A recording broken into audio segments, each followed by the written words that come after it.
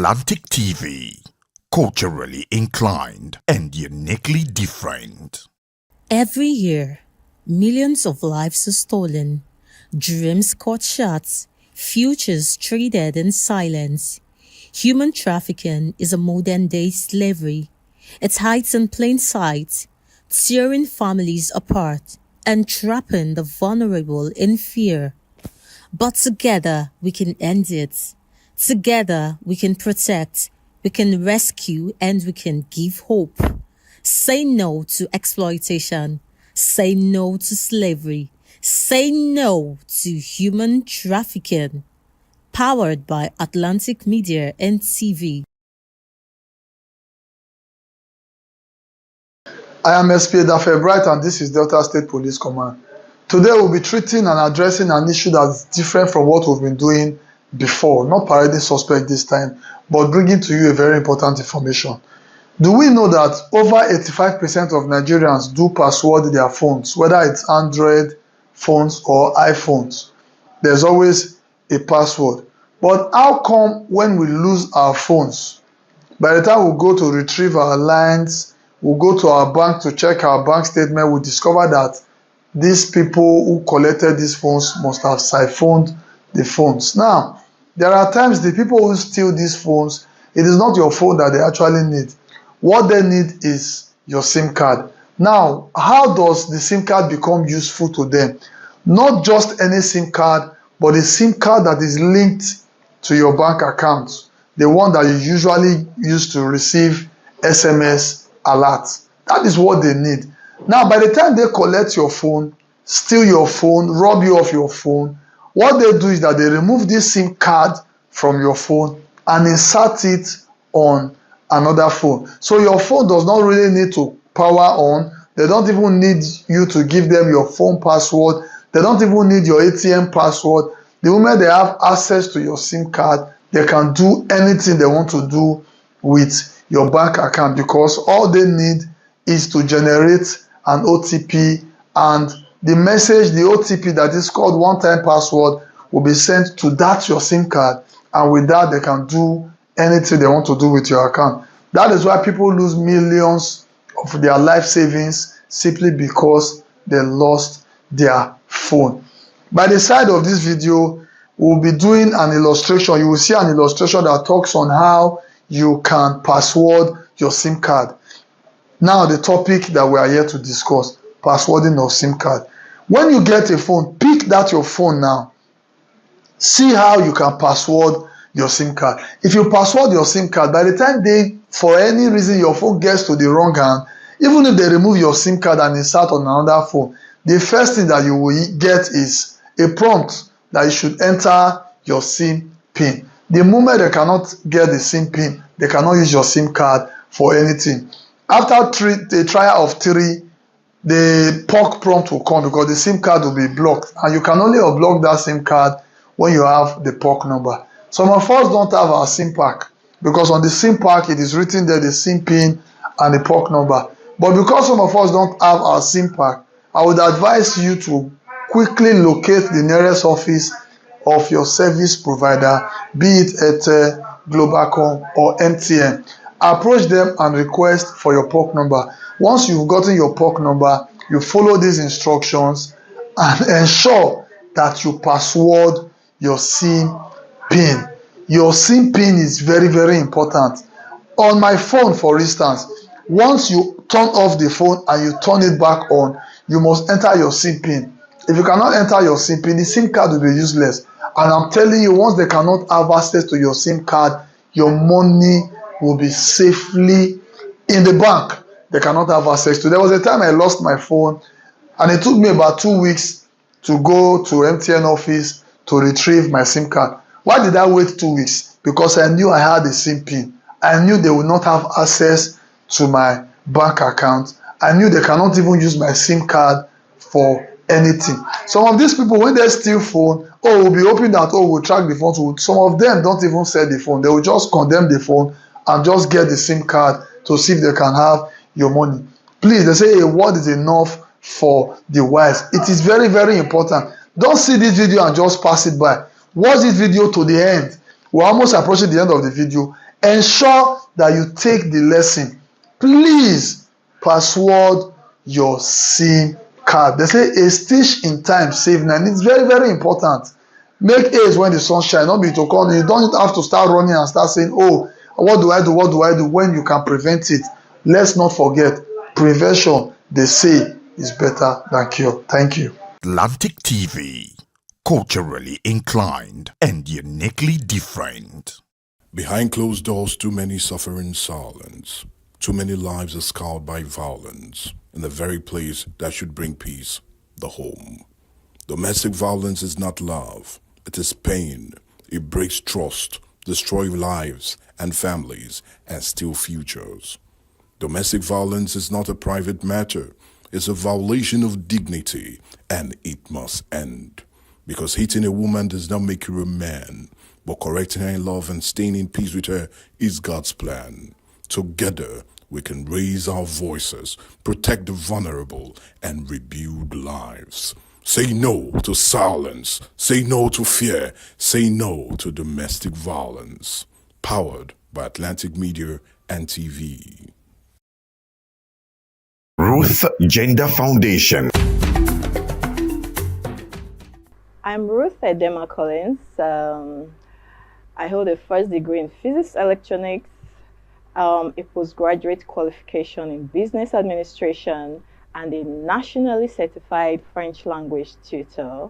Career-wise, I'm an educational facilitator. I'm the managing director at Atlantic Media and TV, and I'm also a director at Vocotech Integrated Services Nigeria Limited. I'm a wife and a mother, and I like dressing up to show up. Yeah, so that's basically me. Thank you. Root Gender Foundation was inspired from my personal experiences growing up as a young girl in a typical Nigerian environment. For me, it was being different. It made people bully me, abuse me, and harass me. I was always misunderstood and underrated. Root Gender is a foundation that is dedicated to building confidence in the Nigerian girl child through educational and inspirational programs, like supporting programs that promote girl child education. We also organize physical exercises for our young girls for the overall well-being of their mental and physical states, and also for the acquisition of self-defense skills.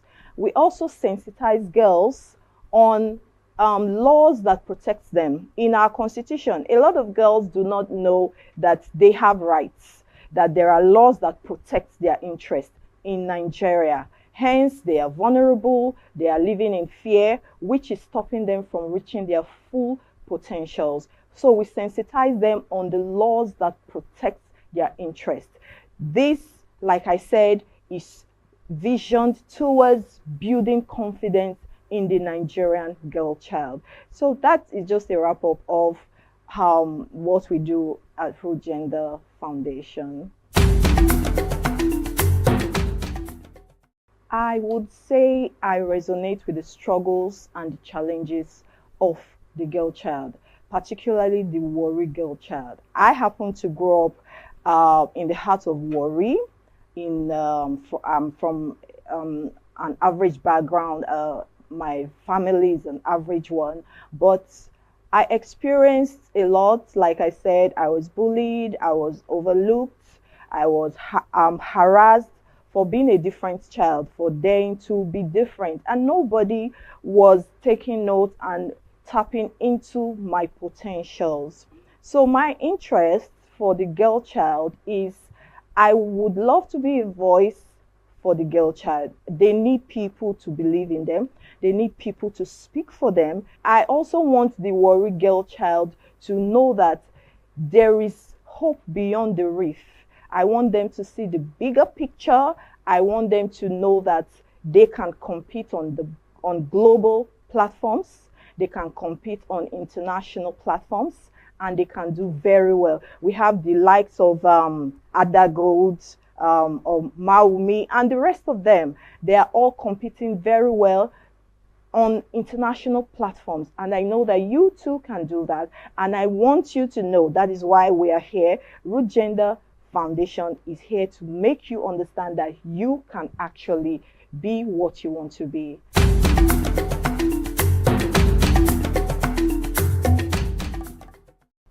As part of our objectives at Root Gender Foundation, we are dedicated to promoting girl-child education. Like I said, I represent the brand Warri Girl Child. I represent the brand the African Girl Child, because I have gone through the struggles and from there to here. So giving 2 million to the best female participants is just a way to share them on. It's just a way to make them know that we believe in you. I believe in you. You can look up to us. We are sharing you on. It is not about the money. We believe in your potential. We want our girls to know that you are doing the right thing at the right time. You are in the right place, and this is what you should be doing. That's why we are supporting you, and we will always be here to support you. Girl-child empowerment to me is enforcing laws that protect our girl child. You know, my NGO, we've been pursuing a bill that we will see to be passed. We are asking that our girls should be allowed to carry pepper spray as weapons of self-defense. Because if you look at it, our women have nothing to protect themselves. They are just there by the grace of God. So we are pursuing laws that will protect the girl child. So empowerment, girl child empowerment to me is enforcing laws that protect the girl child, educating the girl child on time and money management, financial literacy, and equipping them with self-defense skills. Also, access to quality education. This to me is girl child empowerment and nothing more. A girl child must possess effective communication skills. They should be able to communicate effectively. A girl child should be financially literate. She should know how to manage her finances, and she should also know how to manage her time. Yes. Also, most importantly, another skill is self-awareness. It's important for our girls to know who they are, to believe in themselves. That's the vision of our NGO, building confident girls that can achieve their full potentials in Nigeria. That is our NGO's vision. So yeah, those are some of the skills I believe that the girl child should possess.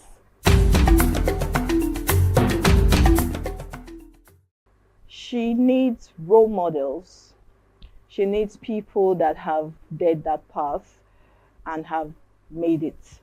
Our young girls need role models. That's why we have to do better. We have to do the work.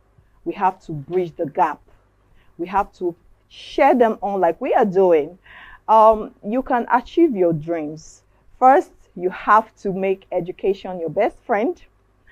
Every effort you put into learning will always be there for you, to never fail you. Boys will break your heart, people will break your heart, but every effort you put towards learning anything, everything will always come through for you. So for you to achieve your dreams, look towards the right people, look towards the right direction. There are people that have achieved in that route. I will encourage you to look up to them, learn from them. That is just the way to achieve your dreams. My message to the Warri child, like I said, I represent the brand Warri Girl Child. We are letting the world know that we are not vile, we are not roused, we are educated, We compete intellectually. We have good things ahead of us. We can do it on the global platform. We can do it on the national platform. And we are everything there is to be a woman. I would encourage you, Warri girl child, make education your best friend. Make education your best friend. Learn new things. Learn new languages. Okay? And the sky will be your starting point. We are always here to cheer you up. Don't forget that my name is Ruth Edema Collins from Root Gender Foundation, and from all of us wishing you the best, we say keep watching Atlantic TV. Ruth Gender Foundation.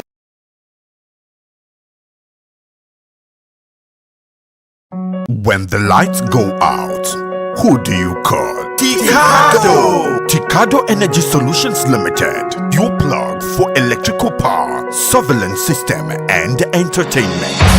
From expert electrical installation to efficient eco-friendly solar inverter systems, no matter the size, Ticado delivers smart energy solutions designed for today and tomorrow. We also help you secure your space with our cutting-edge security and surveillance system. Enjoy crystal clear entertainment with our professional DSTV and cable TV installation. Visit Ticado today at Block F4, Suite 41 and 42, HFP East Line Plaza, Abraham Adesanya, Ajah, Lagos. Or call 0906 902 5025 or 0815 176 6817. Explore our services at ticado.com.ng. Ticado Energy Solutions Limited. Power, protection, peace. My name is Desoka, the comedy catalyst of one of Nigerian comedy. Alright guys, back again, yes boss, my name is Osh Baby. Yemi Alade. Yeah, what up people, it's your boy Victor AD. Girl Ninyola. My name is my wife, Naija Celebrity type man. My papa say, who won't carry cow, waka go, waka follow the cow. I know the life for you. I see you know you're watching the Atlantic TV. Keep watching Atlantic TV. Atlantic TV. Keep watching Atlantic TV. Keep watching Atlantic TV. Keep watching Atlantic TV. Atlantic TV. Informative, educative, interesting, entertaining. Worldwide, international. Don't go anywhere, I'll catch you. Don't touch that die. Atlantic TV. Boom. Atlantic TV, we wanna party. Atlantic TV. Culturally inclined and uniquely different. Hi everybody and welcome to Wawu Africa. This is the official launching and it's your host QJ and And we are so excited to be here, guys. This is a brand new app, girl, for women, Christocentric women. It's gonna be great. It's gonna be great. My expectations are through the roof. We have amazing guests here today. So stay tuned. And we're gonna be back. Yeah, we will be back.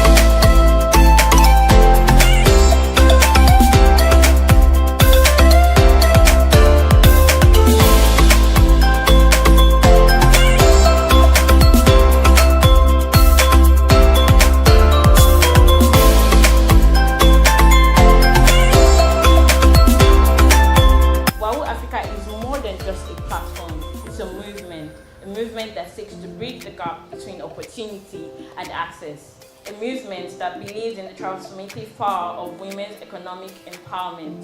Our mission is simple yet ambitious: to provide a safe, inclusive and supportive environment, a safe, inclusive space where women can learn, earn, collaborate and thrive, where they can showcase their skills, share their stories and sell their products and services. Every day I create, but no one sees me. Until now. Introducing Wow Africa. Learn, showcase, connect, earn. Now, the world sees my worth and pays for it. Wow Africa, where women rise.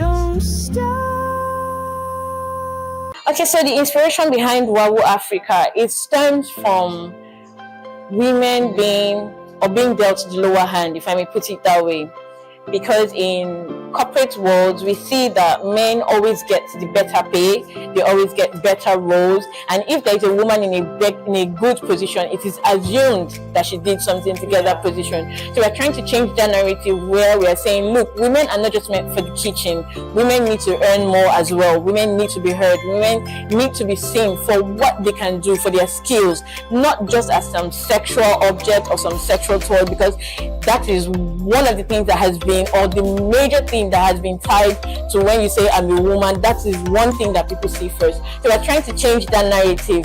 We want women to be out there doing big things just like our male counterparts are doing and not being dependent. We're trying to change that narrative of women are always so dependent on men. We want to be independent, not like we want to just do everything on our own, but we want to be able to stand as women in our various industries, as a lawyer, as a doctor, as an artisan, a content creator, whatever it is that you are. We want women to stand out there. I think it's a beautiful and a fantastic phenomenon initiative that I think can metamorphose into things like skill acquisition for women, safe place for women training, etiquette for women, empowering women. We call it a man's world. I call it a gentleman's world because the gentleman puts the woman first. Yes. And so I think this is a phenomenal idea. If everyone has a sister, mother, a daughter, one of them sister, mother, a daughter. So it's high time we started investing in the women and make this world a better place, a safer place for them. I'm thinking of a WOW counseling, for WOW rehabilitation, for drug addiction for women. I think it's something that is really huge that will begin to make. There are too many layers on what to do to make the world safe and safer for women. And so I believe that this is the beginning of the best days of this thing we just launched today. And so hoping for more. Why did you decide to support Wow Africa? What does it mean to you as a woman? It means everything.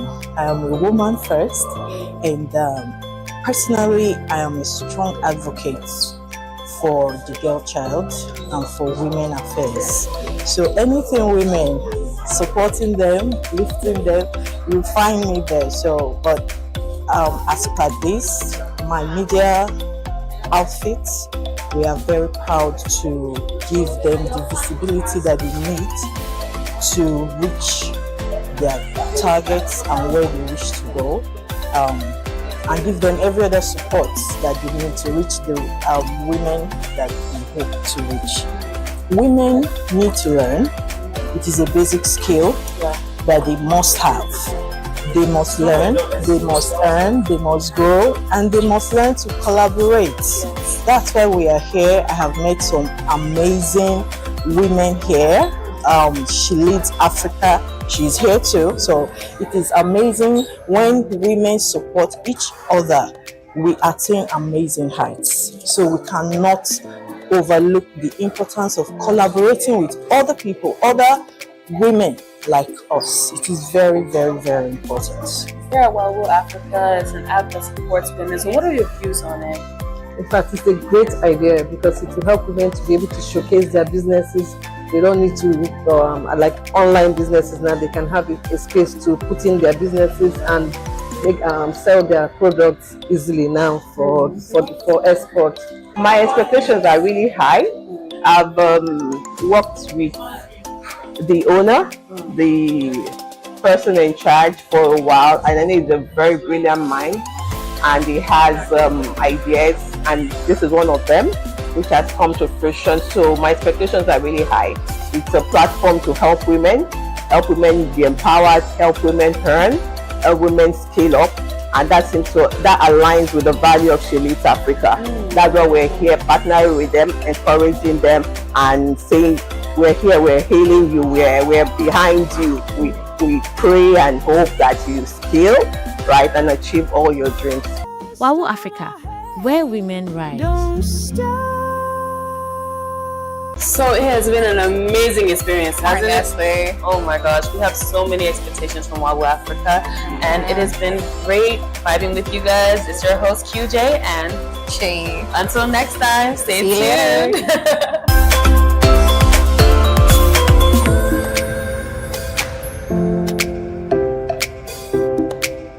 Atlantic TV, culturally inclined, uniquely different.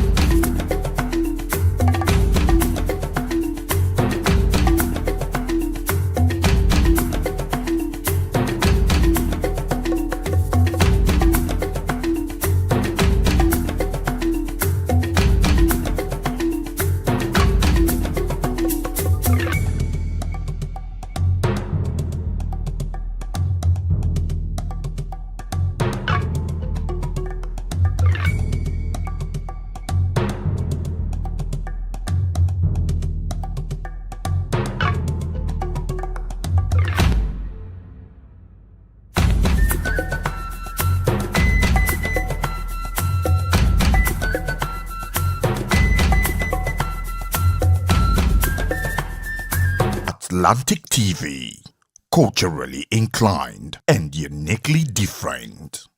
Every year, millions of lives are stolen, dreams cut short, futures traded in silence. Human trafficking is a modern-day slavery.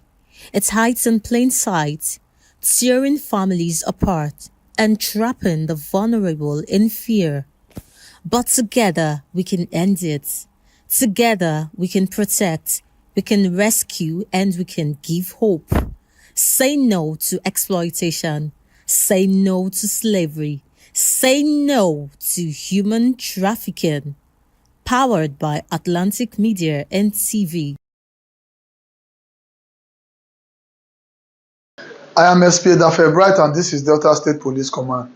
Today we'll be treating and addressing an issue that's different from what we've been doing before. Not parading suspect this time, but bringing to you a very important information. Do we know that over 85% of Nigerians do password their phones, whether it's Android phones or iPhones? There's always a password. But how come when we lose our phones, by the time we go to retrieve our lines, we go to our bank to check our bank statement, we discover that these people who collected these phones must have siphoned the phones. Now, there are times the people who steal these phones, it is not your phone that they actually need. What they need is your SIM card. Now, how does the SIM card become useful to them? Not just any SIM card, but a SIM card that is linked to your bank account, the one that you usually use to receive SMS alerts. That is what they need. Now, by the time they collect your phone, steal your phone, rob you of your phone, what they do is that they remove this SIM card from your phone and insert it on another phone. So your phone does not really need to power on. They don't even need you to give them your phone password. They don't even need your ATM password. The moment they have access to your SIM card, they can do anything they want to do with your bank account, because all they need is to generate an OTP, and the message, the OTP that is called one-time password, will be sent to that your SIM card, and with that they can do anything they want to do with your account. That is why people lose millions of their life savings simply because they lost their phone. By the side of this video, we'll be doing an illustration. You will see an illustration that talks on how you can password your SIM card. Now, the topic that we are here to discuss, passwording of SIM card. When you get a phone, pick that your phone now. See how you can password your SIM card. If you password your SIM card, by the time for any reason, your phone gets to the wrong hand, even if they remove your SIM card and insert on another phone, the first thing that you will get is a prompt that you should enter your SIM PIN. The moment they cannot get the SIM PIN, they cannot use your SIM card for anything. After the trial of 3, the POC prompt will come because the SIM card will be blocked, and you can only unblock that SIM card when you have the POC number. Some of us don't have our SIM pack, because on the SIM pack it is written there the SIM PIN and the POC number. But because some of us don't have our SIM pack, I would advise you to quickly locate the nearest office of your service provider, be it Airtel, Globalcom or MTN. Approach them and request for your POC number. Once you've gotten your POC number, you follow these instructions and ensure that you password your SIM PIN. Your SIM PIN is very, very important.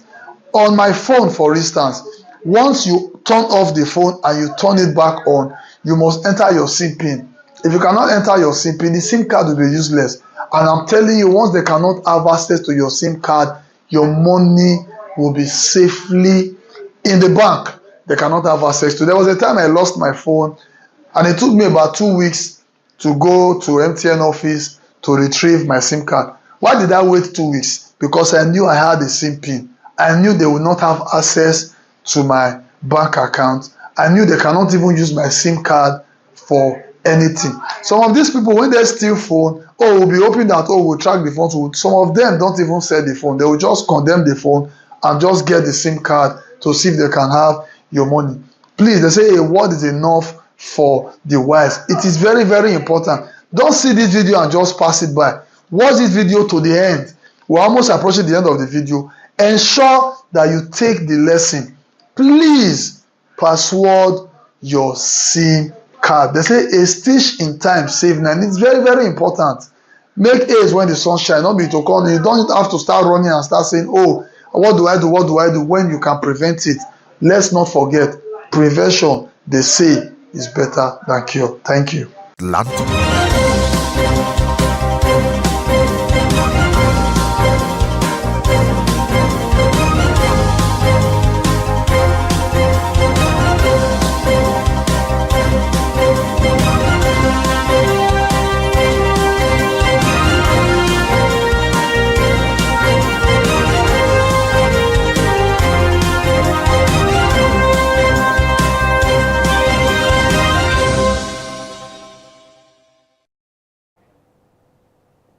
Well, with the recent push by the Delta State government to do more as it concerns ranching in the state, the big question is, will it end the series of unnecessary clashes between farmers and herders, and will the job creation also be resolved as the governor pushed through with that very plan? Well, with that plan in mind, I want to first welcome you to another lovely time on television. It's Viewpoint on Atlantic TV. My name is Mike Ekobadio. And I am Mercy Erabo. Once again, welcome to Viewpoint on Atlantic TV. And you know how we do it right here on Viewpoint. We start with the dailies, then dialogue, the news, and of course, the trending. And you know how we do it right on trending. Well, let me not talk too much. Let's go on this quick break. And when we return, the dailies will be next.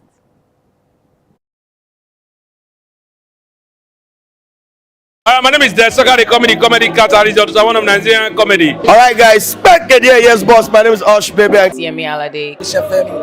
Yeah, what up, people? It's your boy Victor 80. Girl Niniola. My name is my wife Naija celebrity type man. My papa say, who won't carry cow, waka go, waka follow the cow. I know the life for you. I see you know you're watching the Atlantic TV. Keep watching Atlantic TV. Atlantic TV. Keep watching Atlantic TV. Keep watching Atlantic TV. Keep watching Atlantic TV. Atlantic TV. Informative, educative, interesting, entertaining. Worldwide, international. Don't go anywhere, I'll catch you. Don't touch that die. Atlantic TV. Boom. Atlantic TV. We wanna party. Atlantic TV.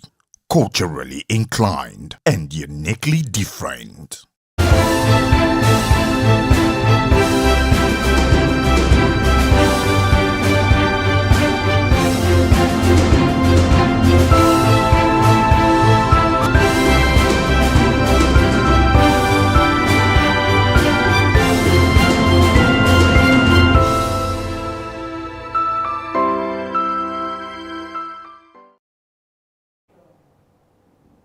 Well, you do know an important part of Viewpoint is always the papers.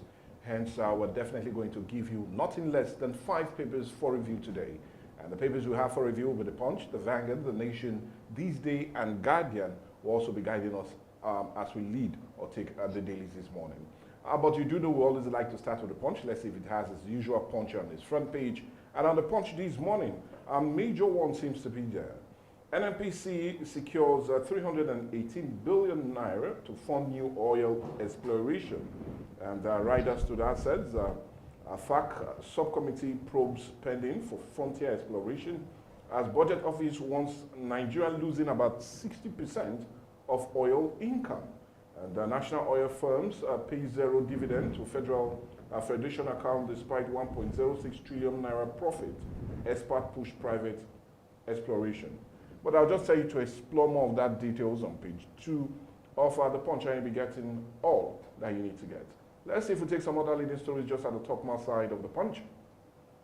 We seem to have a whole lot right there. Olubadan, Oyo gears up for historic coronation as Ladoja celebrates a first birthday today. Well, double celebration it is. Remains in seclusion for traditional rites, and Ibadan Airport reopens as Tinubu advance team VIPs arrive. Hotel fully booked. No surprise. But anyway, we get more of that story on page 2 of The Punch. I will protect Yoruba interests if elected president. And this is according to former Vice President Atiku Abubakar. And you can get that on page 5. Let's see if we take some stories just at the side of The Punch this morning. United Nations General Assembly. Tinubu aligns with calls for Palestine state. It's a major screamer on page 18. Infrastructural decay caused Abuja Kaduna Trail derailment. And this is according to the NSIB report. But we'll get more of that report on page 23. Ibat meets with Tinubu EFCC chair in Aso Rock. Well, anyway, I know Mercy will be excited about this, and knowing that she has always called for a probe of that very 6 months tenure. Of course. Yeah. But anyway, I'll just implore you to get more of that story on page 33. A sad one yesterday. Motorists stranded as flood overruns Lagos community. And I saw a very disturbing viral video of a woman that was swept away by flood in Lagos yesterday. I saw that. And well, it's indeed sad. It's trending. But I'll just tell you to get more of that story on page 4 and 5 of the Punch newspaper. Osun writes, federal government challenge local government fund disbursement is a continuing drama that you can also get on page 18. But the picture of the day and the major report on page 30 is President Bola Ahmed Tinubu receives Ogoni report, honor slain leaders. And we're talking about late Sarawiwa and others. But I'll just tell you to get more of that story on page 30. And funny enough, the picture of the day, you can see President Bola Ahmed Tinubu. And well, we see the NSA chief, Nero Robadu, and the governor of River State, Fubara. And that gave the report yesterday in Abuja. That's the much you can take from the Punch. Let's see what the nation has for us. The lead story here reads, Nigeria offers solution to debt crisis in developing economies. And the writer says, Tinubu seeks reordering of world order in the United Nations General Assembly 2025 statement. And you can read more of the story on page 2 of the paper. Let's see what we have just at the top of the lead story. President gives backing to Nigerians' bid to host Commonwealth Games 2030. That's on page 31 of the paper. Let's go to the top mass. Olubadan Oba Ladoja will modernize city.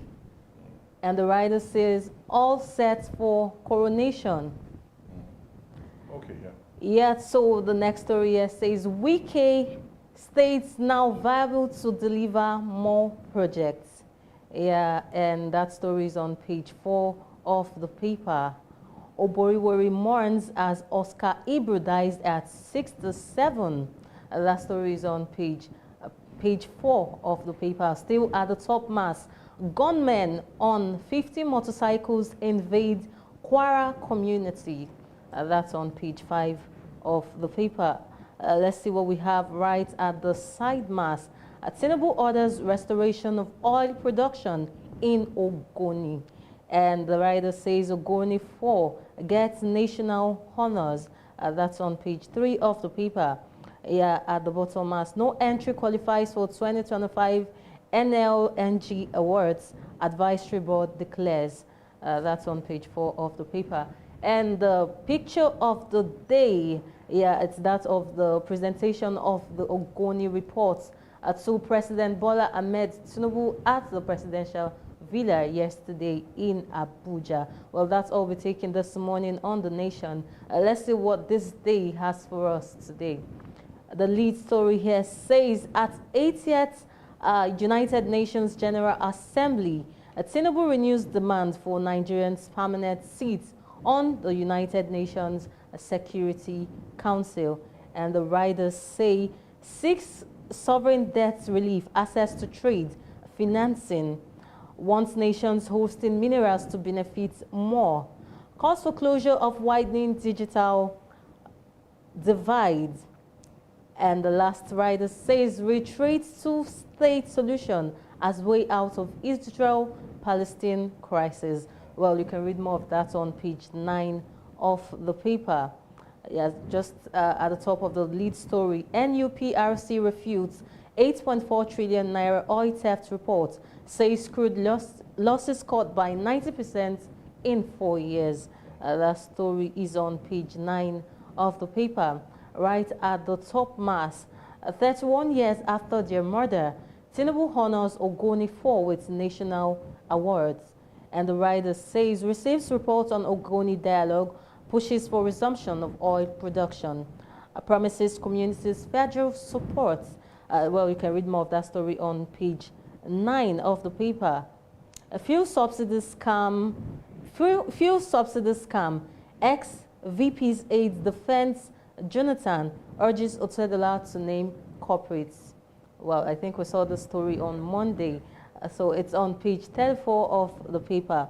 Yeah, let's see what we have as the picture of the day. Okay, that's the statement of President Bola Ahmed Tinubu being delivered by his representative, the Vice President Kashim Shettima, during the general debate of the 80th session of the United Nations General Assembly in New York. Well, that's all we're taking this morning on this day. Let's see what The Guardian has for us. The lead story says, roll overrides multiple dormant parties as INEC considers 14 more. And that story is on page 6 of the paper. Let's see what we have at the top mass. 2027, Atiku courts Southwest votes, pledges to unite Nigeria.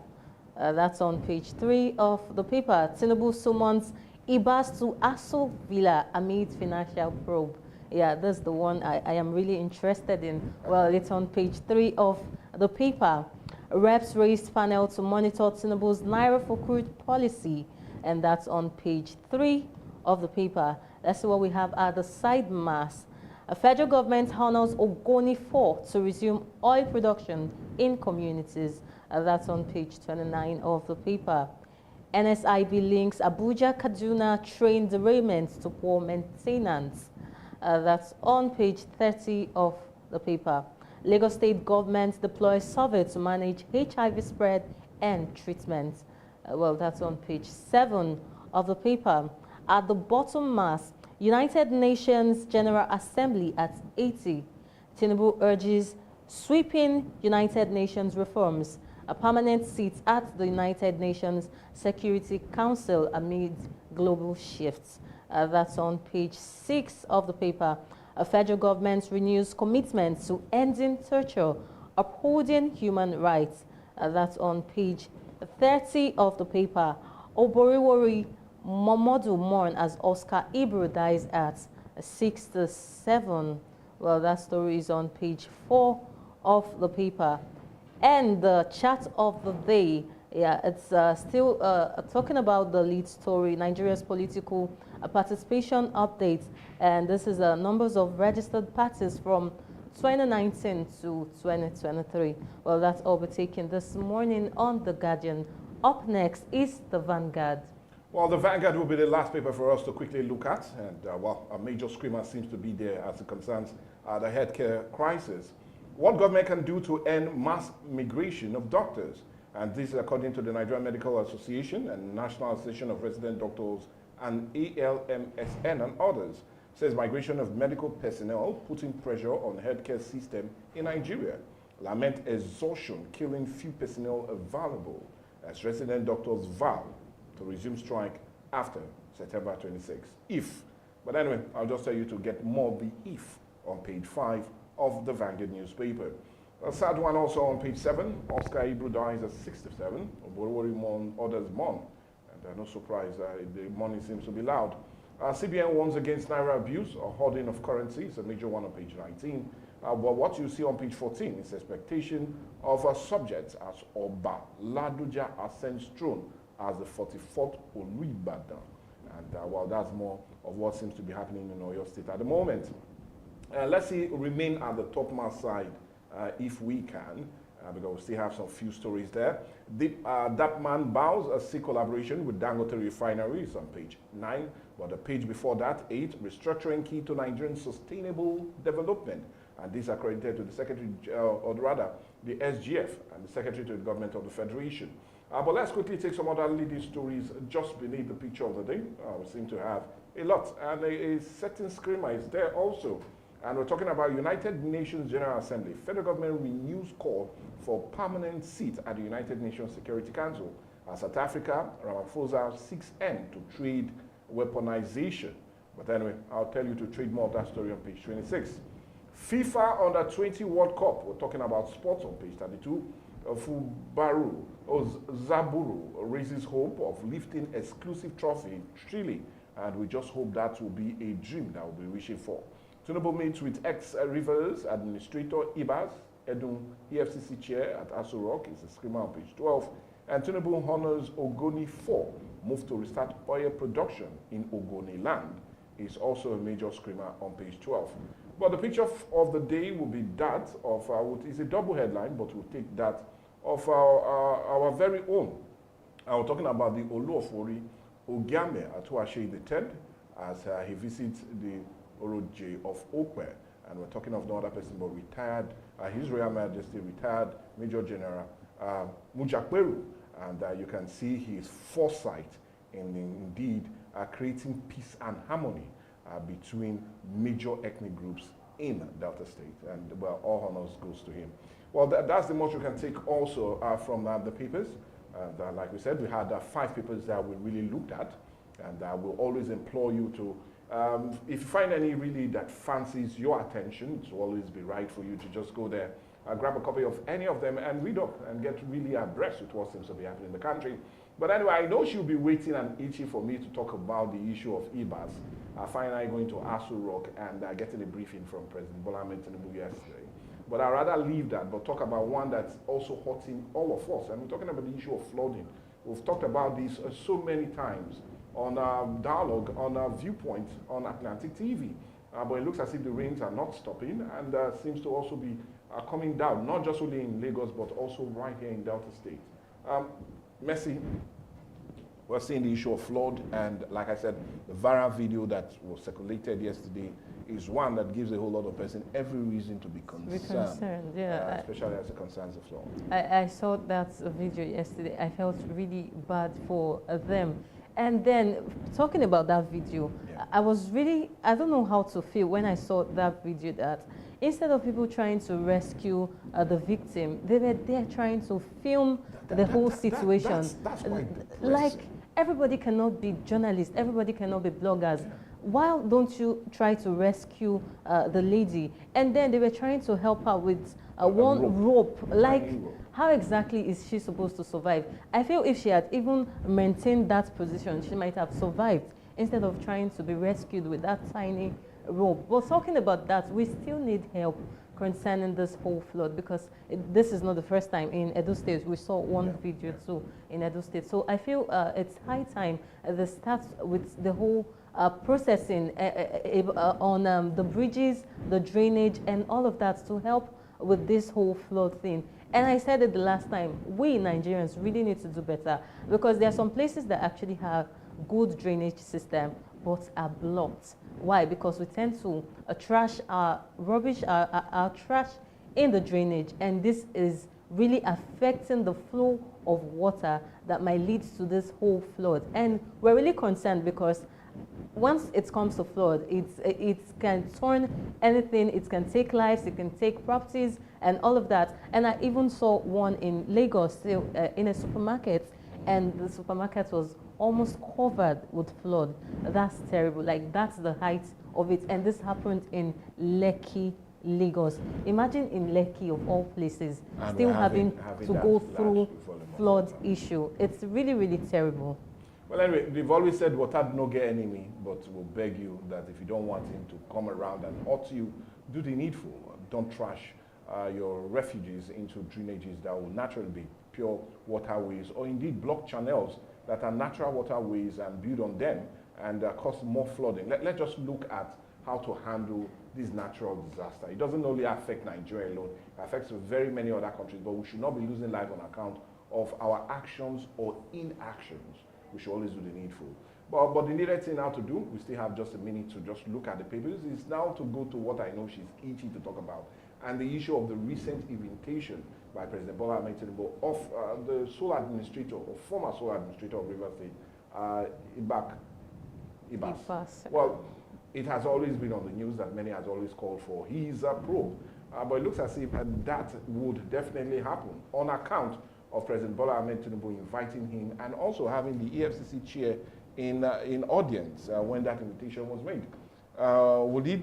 Does that mean that's the smile we're having on your face? Or okay. Is it that the presidency is listening to all that you've been saying? On, I think, was it on Monday or Tuesday, I called out to the president telling him, since Ibas is saying nobody can probe him except the president, because the president assigned him to that very position. So I think Mr. President actually heard me. So I am so proud of myself that I was able to talk to the president, and he heard and called Ibas. So at this point, I feel as he has been called and he's going there to be probed and all of that. So I feel he might not really have dirt in his, he might not really have cockroaches in his cupboard. I don't know, but let's see what the final results let the final reports come out. Exactly. And it's always interesting when you have a president that listens to the growing cry of the populace. It's always something that you have every reason to cheer. And I will just say he needs to put an end to the Rivers chapter by going ahead with the probe, and at the end, let that state move forward. And forward it needs to go. But talking about moving forward, we need to go on a break now. But remember, dialogue will come next, just as the news around the hour, and a whole lot as it concerns your entertainment and information on Atlantic TV this morning. When the lights go out, who do you call? Tikado! Tikado Energy Solutions Limited, your plug for electrical power, surveillance system, and entertainment. smart electrical installation to efficient eco-friendly solar inverter systems, no matter the size. Ticado delivers smart energy solutions designed for today and tomorrow. We also help you secure your space with our cutting-edge security and surveillance system. Enjoy crystal clear entertainment with our professional DSTV and cable TV installation. Visit Ticado today at Block F4, Suite 41 and 42, HFP East Line Plaza, Abraham Adesanya, Aja, Lagos. Or call 0906 902 5025 or 0815 176 6817. Explore our services at ticado.com.ng. Ticado Energy Solutions Limited. Power, protection, peace.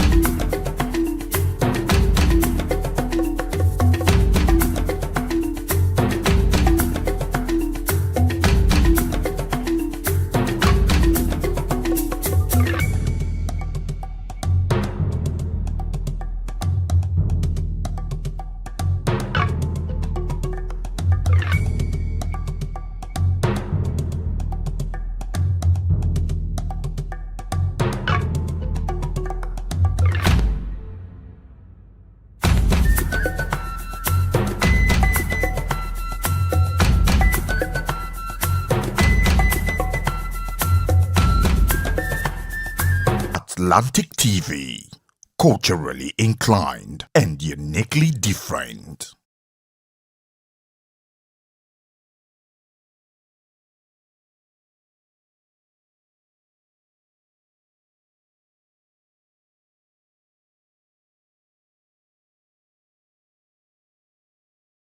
Every year, millions of lives are stolen, dreams cut short, futures traded in silence.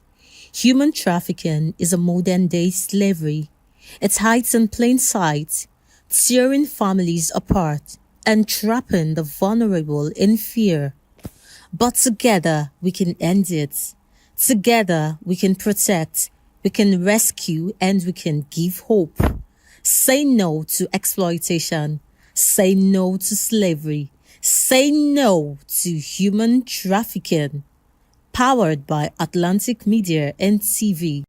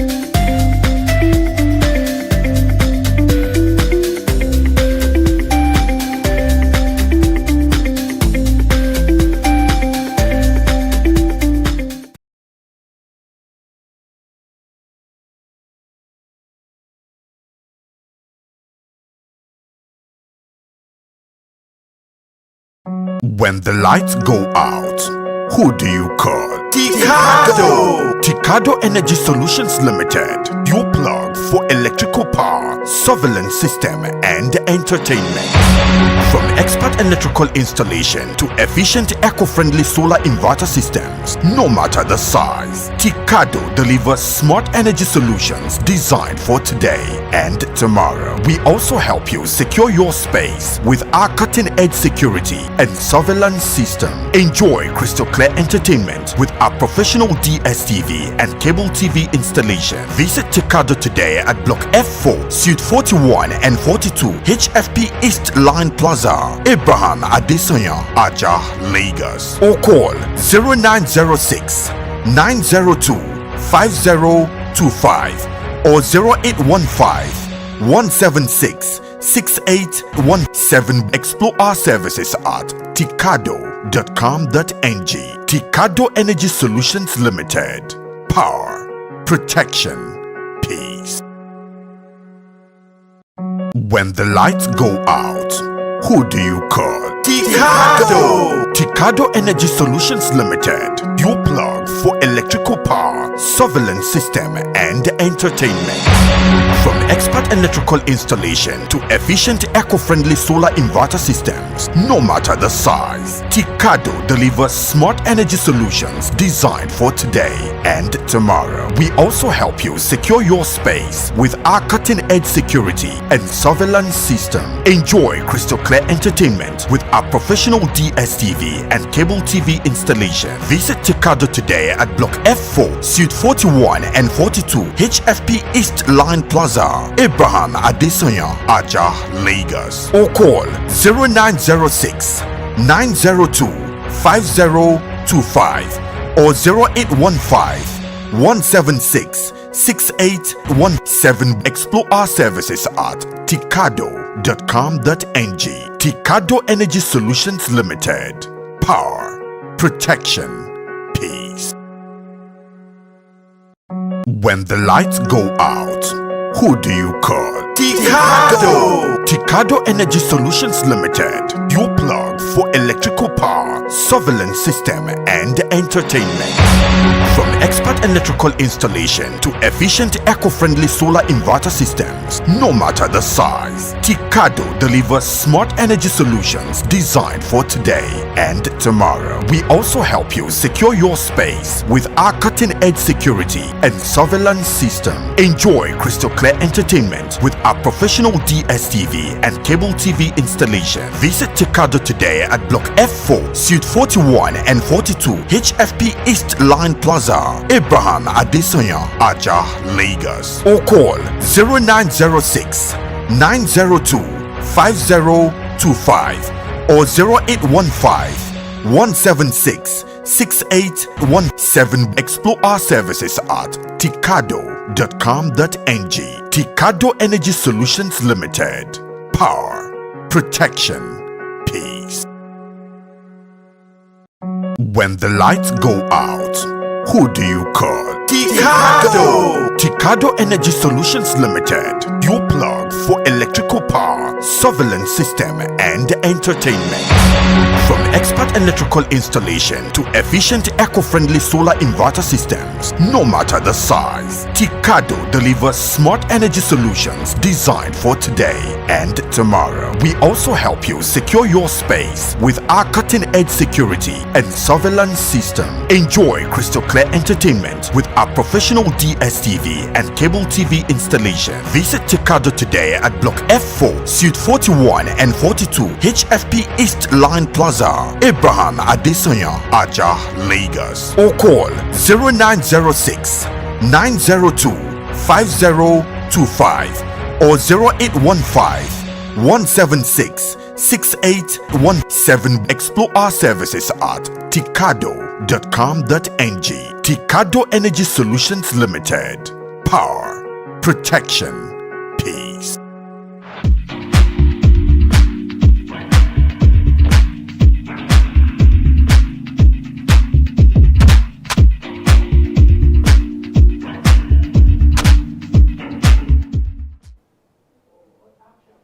Delta State Governor Sheriff Oborowori has assured residents that his administration will replicate Brazil's agricultural model, particularly in ranching, as part of efforts to boost food production, create jobs, and strengthen security in the state.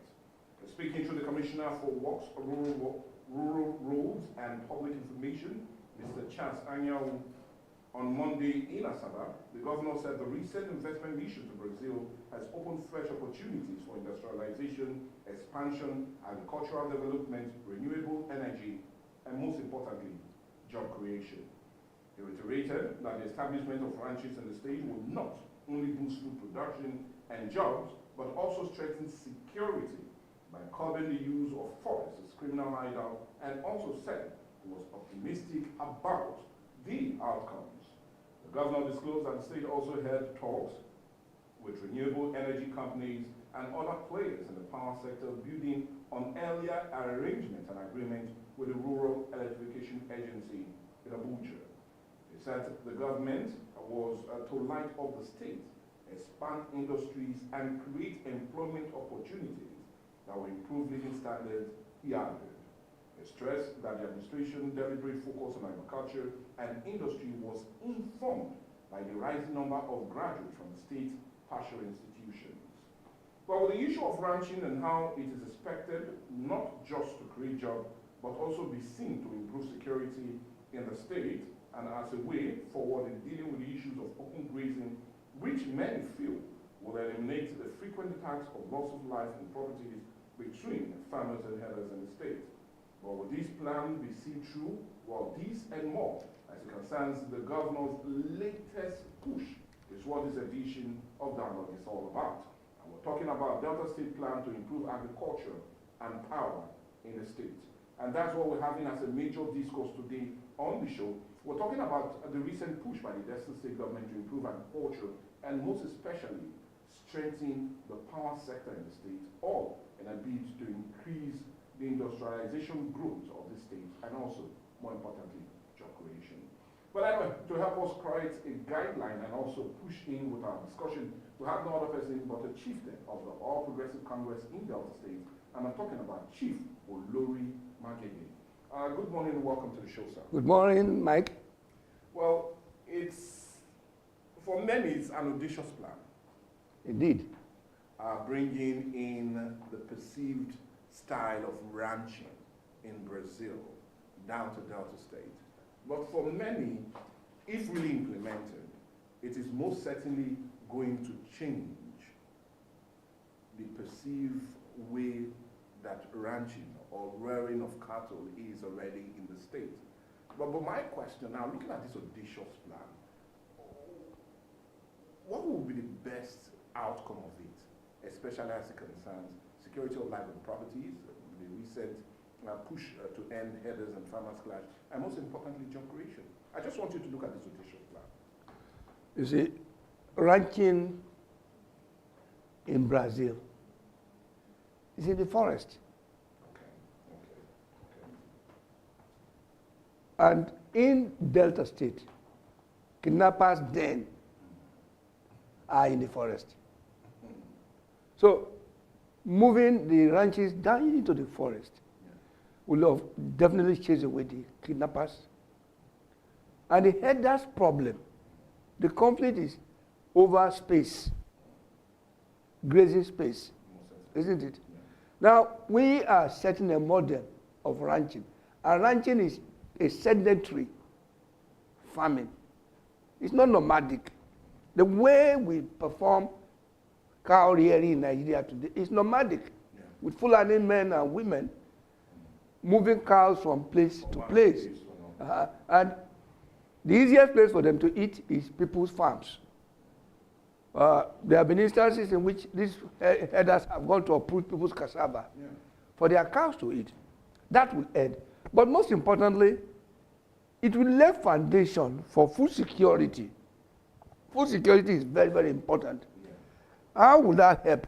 Well, look, Brazil has a total of 285 million cows. Wow. That surpasses even some of the states right there, even in Nigeria. Nigeria has 21 million. Wow. So compare 21 million to to 285 million cows. That means if we are able to develop this ranching indeed, in terms of employment, we're going into dairy farming and dairy processing, meat processing. Are you getting me? Hides and skin importation. It's infinite. The benefits are infinite. But most importantly, the price of nama, of cow meat will drop. Because this long transportation from the north to bring cow to this way will not be there anymore. We have a cow cost as much as 1 million, 1.2, 1.5 million. 1.5? Yeah, as of today. Okay, now, as much as you've given us some of the huge gains that are credible to this very plan, if implemented, I'm a bit still curious. Because many other states have tried similar, and we could still remember that of Rivers, Cross River State, tried a certain process like this. Obudu. Yeah. And even Kogi State also, during the time of Yaya Bello. But and then none of them came. And we did it during Ibori time. Yes, yeah. But none of them came to future. So my question, what do you think this government can do differently to help implement this audacious plan? We must go into PPP, private and public partnership. That will carry it over from one government to the other. If not, sustainability. Sustainability is what caused the collapse of others now. When government starts a project, as soon as it leaves, a successor comes in, is not interested in that kind of project, he kills it. But if it is a public-private partnership, the private investors will ensure the continuity of the business. And maybe government involvement may just be in the provision of land, the construction of road infrastructure, towards maybe building schools over there for the children of the farmers, that kind of a thing.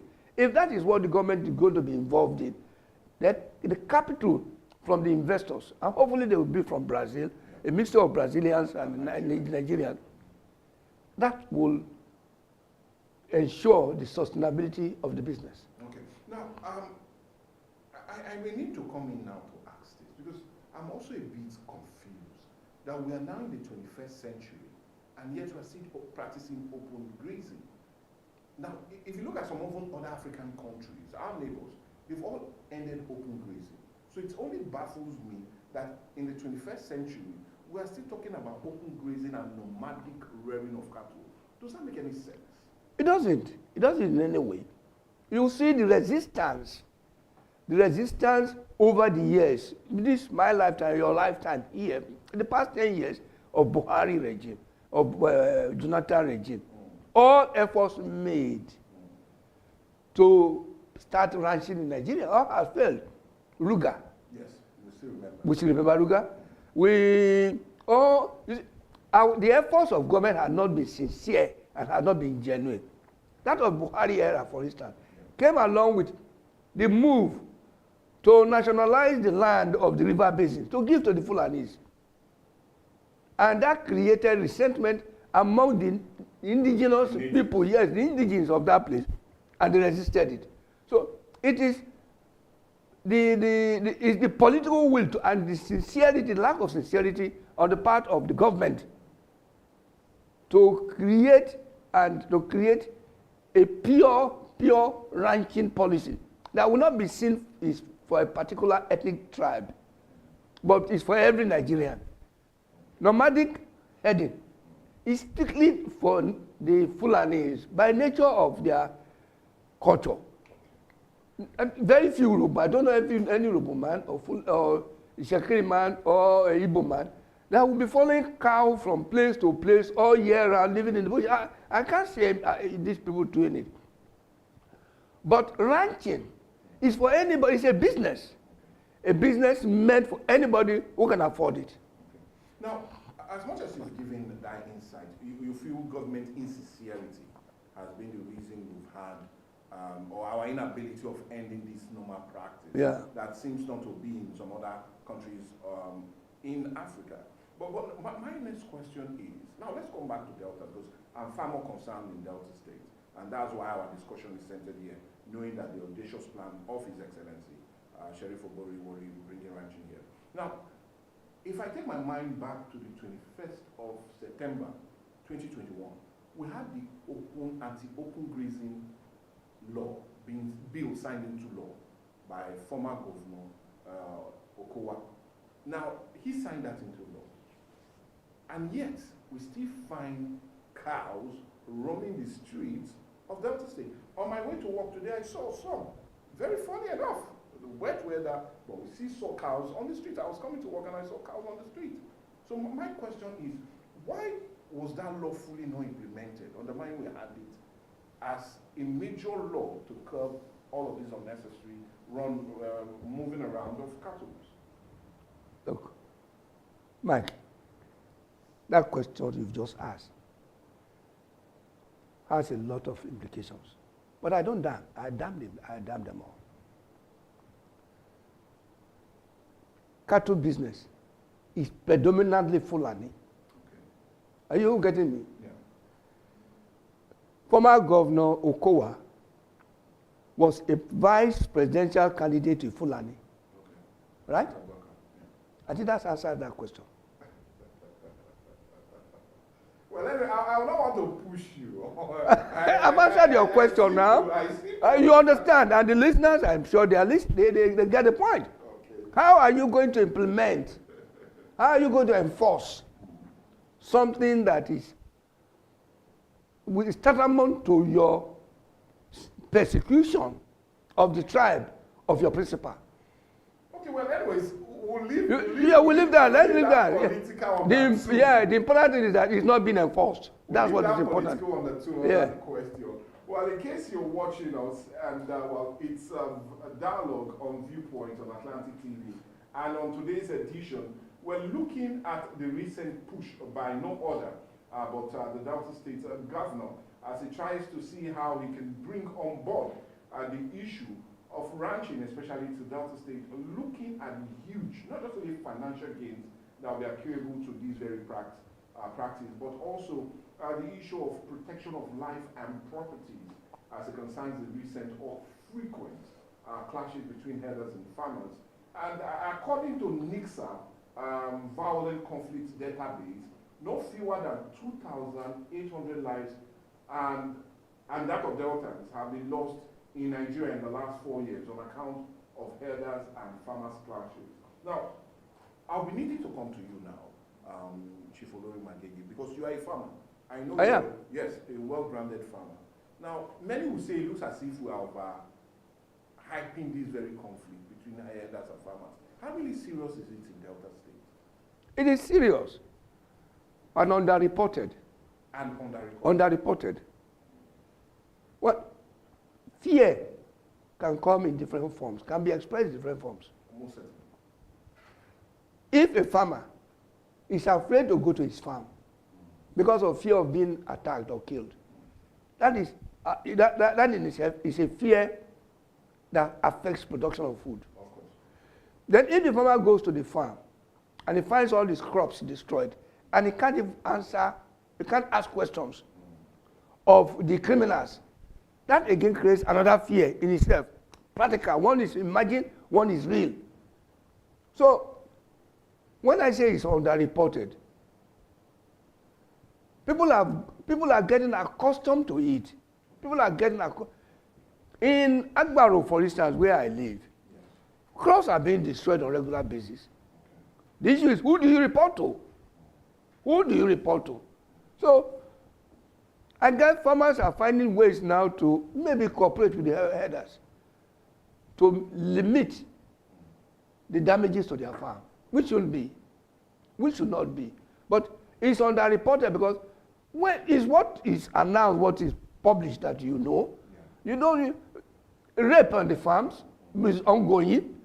It's an ongoing process all over the state. And kidnapping by the herdsmen is also associated with this cattle rearing, the nomadic cattle rearing. Because these boys can go on in the farm, in the bush, for months on ending, without any major contact with human beings, with women. And once they see women in the bush, hey, human being, They are above the law. They could do and undo a lot of things. And in Gonorogun, some time ago, they raped a woman and they didn't stop there. They blinded her. So, which led to a major crisis in Gonorogun. And this happens all over. You may not be aware of it because it is not published. So, it's ongoing. It's major. And it's difficult to tame.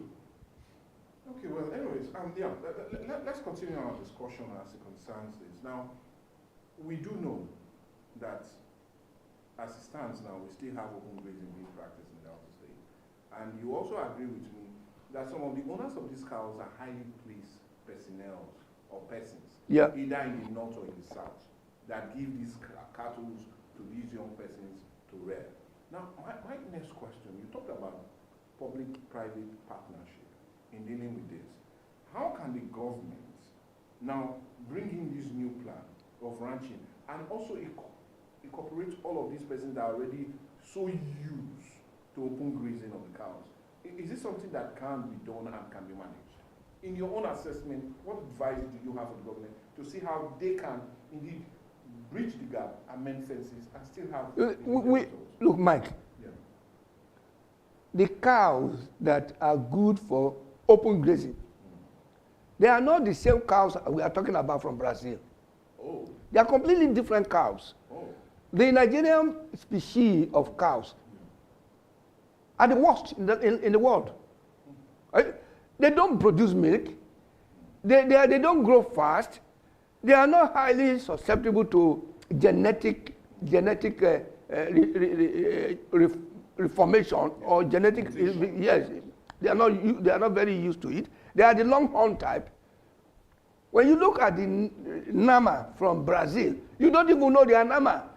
Fat, big, prolific, produce milk. Those that produce milk will produce milk as if milk tap is opened and is running. Their meat is very delicious. I'm told that maybe the ones I ate in America, maybe they are Brazilian, I don't know, but they are particularly delicious, very soft. They are not the type that you draw, they pull your teeth. No, these are very tender meat. And most importantly, they are very prolific at production. Whatever they produce, if they are going to produce new ones, new breeds, new young ones, very fast. Milk, good. Meat, good. So, don't you know the one we are producing here? If they mistakenly give you the male type, you will shoot it tomorrow. That's the type you give if you are from a very poor background. That's the one you give to your child, and you expect him to chew until he finishes all his paper. Chief Olorunmagi, nobody will be chewing meat on account of this for now, because we're looking at all that entails this. Yeah. But anyway, let's still continue, because a major one that really is getting a lot of Deltans excited, this audacious plan, is the issue of job creation. Yeah. Now, you agree with me with the last census or statistics being taken in Delta State as it concerns unemployment. Funny enough, Delta State seems to be high on unemployment, 8.2% as in 2023. Who surpasses Kano, 7.4%, and even Borno, 7.6% as it concerns unemployment. And you agree with me that the reason Delta was a bit high and the North was a bit low was those northern states were deep-rooted in agriculture. Yeah. Now, if this definitely comes into being, let's look at the huge game as it concerns unemployment, because that's where most Deltans are really interested in. So how is this going to really transcend into job creation? Let's understand. Now, I think first we should look at the products and the byproducts of this plan. Of this animal husbandry using Brazilian model. Okay. One, they are going to, the ranches are a kind of community of its own. Right in the forest there, people are living there, ranching. We are going to need handy boys, horse riders. But if the farm is so large, you will need horses, that you need cowboys all over the place. So we now have Urobo cowboys, Ishekiri cowboys, and Igbo cowboys. We have Iso cowboys. I'd love to see them. But don't ride horse, please. Don't go ahead and ride horses. I'll be here. Now, those will be involved in employment. Secondly, we're going to open veterinary stations, veterinary clinics all over the ranches to provide health management of the cows. Scientific community will move in there. Geneticists, biologists, all kinds of science experts. Because we won't just go down there and just put them there and we will not renovate. We will renovate. It may start a scientific revolution. That's that. Then all kinds, market women will move there, schools will move there, and then it will not just be animal production. In Brazil, they do crop rotation. Cattle today, here, tomorrow they plant something there, they move the cattle to somewhere else, and all that. This will generate employment, generally. And let me tell you a reason our job unemployment is high. Because we churn out more graduates every year than 6, 7, 8 northern states. How many universities are in Delta alone? Very many universities that churn out these graduates. We are a highly literate society. We are highly literate societies. Many are not getting the jobs they require. They are underemployed. And they still show up even when they are riding keke and they are gainfully employed. They still show up as unemployed. That's one of the reasons our unemployment rate is high. But if Governor Belobodi can go through with this Brazilian cow ranching in Delta State, it will be a wonderful project. It will be a wonderful project. And I'm happy about it because he's starting it his first tenure. So if there's every right of sustainability. Yes, if we cannot gestate, if we not can gestate through this remaining part of this first tenure, and the project now comes on stream about the beginning of his second tenure, then sustainability will not be a problem anymore. It will have grown to such a level that nobody can kill it anymore. So I'm happy about it. Okay, well, anyways, as much as you're happy about it, we'll just need to say that that's why we're having this discussion. We're looking at the issue of the recent push by no other but the Delta State government in indeed increasing agriculture via ranching. And not just only increasing agriculture, but also seeing how they can also in every way deal with the issue of high employment rates. That seems to be deviling a lot of Delta youth, knowing and judging by what our guest, no other person but Chief Olori Magigi, has said that, well, Delta State, in all honesty, has a large number of tertiary institutions. And every year round, they seem to be chunking out a huge number of graduates. Hence, the governor is thinking towards this direction in his very statement in trying to see how he will bring about proper ranching, the Brazil model, to Delta State. But that's not only what he said during his recent talk on Monday. He also talked about the issue of power generation, which he said he has already met some major renewable companies, power generating companies in Brazil, and is thinking towards bringing it here. And that's where I want us to go, because with our own understanding also, we do know that just recently, to be precise, the Delta State government signed a deal to unlock about $158 million in private sector funds to see how they can indeed deal with about 386,000 residents as it concerns the issue of power generation. Now, let me come to you, because that's another major talk. Yeah. The issue of power generation is a reason also you went to Brazil. As it stands now, with our own investigation on dialogue, we like investigating things. 60% of communities in Delta State as it stands are without power. Yeah. They are not on the national grid. Now, this is also another audacious plan of His Excellency, the Governor of Delta State, Sheriff Oboribori. Now, let's look at how this will also help, like he said, bring about true industrialization in the state. If, and I repeat, if it is also part of what will definitely come to Delta State. When you say 60%, yes, communities are not connected. Yeah, you have not taken into consideration those that are connected that are undersupplied. Well, anyway. That, to all intent, they are also not connected. I wonder how many parts of Delta State one can say is connected to the power, to the national grid in the real sense of it. Yes. There are many sources of power. We have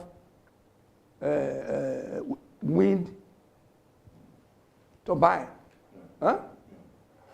We have hydro. And we have gas. These three are present in Delta State. Okay. And of course, there is solar. We have these three present. So we can go through various hybrids. Let's take, for example, hydro. Huh? Hydro is using the energy of an elevated water supply, flowing down to a lower elevation, and in the process converting that power into turning turbine. It's as simple as that. We have rivers that are fast flowing here. That's just a matter of damming them. And when you dam them, you're also providing water for irrigation on the farming. So they are tied together. It will generate electricity, no matter how small, to the communities. Because you can't talk of power of ranching when you don't supply electricity. What are you going to use in processing the dairy, in processing the meat, or the hide? What are you going to use? It's not power. So it must go hand in hand with power. And you can't use diesel generators. You cannot. So it has to be pari passu. It has to be. You can use wind turbine. We have wind. We may not have it 24 hours, but we have wind to augment a hybrid of solar. So when solar is not working, wind will be working.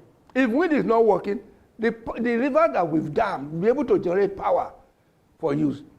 It's not a rock science technology. It's not. It's just that we don't have the political will. And I'm so happy, I'm so delighted that Oberewori is taking in that line. If we don't solve this problem of power, forget ranching. It can't work. And if we solve the problem of power, a lot of other things will go on. Because we are talking of ranching here now. In Brazil, you have ranching here, you have poultry here, you have pig rearing here, you have raccoon raising here. You just need to go into Google and you will read all these things that are happening in Brazil because one becomes the center project, and then the ancillary projects that fall around it. So, yes, we must solve the power problem. If we're able to get excess power from all this that I'm telling you about, then we can supply to Warri, we can supply to Ugele, we can supply to Agbaru. I don't ever forget Agbaru, that's where I am. We can supply. And energy, power energy, is the be-all and end-all of industrialization. Without it, forget it. Now, yeah, you just brought something out that I want us to still really answer. And it's the issue of industrialization of Delta State. You totally agree with me, Delta State is being called a civil service state. Indeed. For many years, it has always been called a civil service state. But how can also this government, I know power is the bedrock for every industrialization, but how can we now, or rather, how can this administration set the roadmap for industrialization of Delta State? We see some states taking the lead. Lagos is always well industrialized, even before now. Ogun is taking that lead. We are seeing more companies spring up in Ogun State. And funny enough, Abia State, in the southeast, is also thinking towards bringing power and industrializing the state from being a normal market state to that of an industry base. So how can this be a roadmap from changing Delta from a civil service state to that of an industrialized state? We were not a civil service state before. AT&P in Sapele, the largest plywood factory in the entire of Africa, collapsed. It was owned by UAC, I think so, UAC. And when they left, their typical way of doing it is they crippled the industry, leaving only the caricature for us. Bendel Glass is a graveyard next to a thriving glass industry, bitter glass there. Asaba Textile Mill. You see, there were hundreds of thousands of private industries. Olo Drinks in Ugele, Skol in Agbaroto, sparkling in Ugele, this oil producing something in Sapele. You see, radios were being assembled, electronics were being assembled in Atamakulomi, in Wari. In those days, I grew up to see these things, but they've all collapsed because of government policies that were not good. Are you getting? If we are going to generate revenue, you must plant first. You don't start plucking fruits from a tree you planted today. We must allow factories, businesses to undergo a period of gestation. Tax incentive to be given to them. Immune them from political influence that will make them die. Because if, for instance, I am strongly pro-Buhari, as I am, and I'm manifestly so, when Oberori leaves and his successor does not like Oberori, he will start attacking me, my business. Are you getting it? That's why these businessmen should be immune from the vagaries of politicking. A policy that is changed like you are changing your underwear cannot sustain business, cannot sustain business development. Policies must be 10 years, 20 years ahead. Delta State must have a master plan, industrial master plan, that anybody who goes abroad to look for partners can put this on the table and say, this is my state's master plan. This is our industrial, this is agri. Because when we talk about agri, people think agri is also part of industry. Because most of the things that we are going to convert are from farms. Okay. And then an interested businessman will not say, okay, I am interested in farming, cassava, starch conversion. We have seen it here.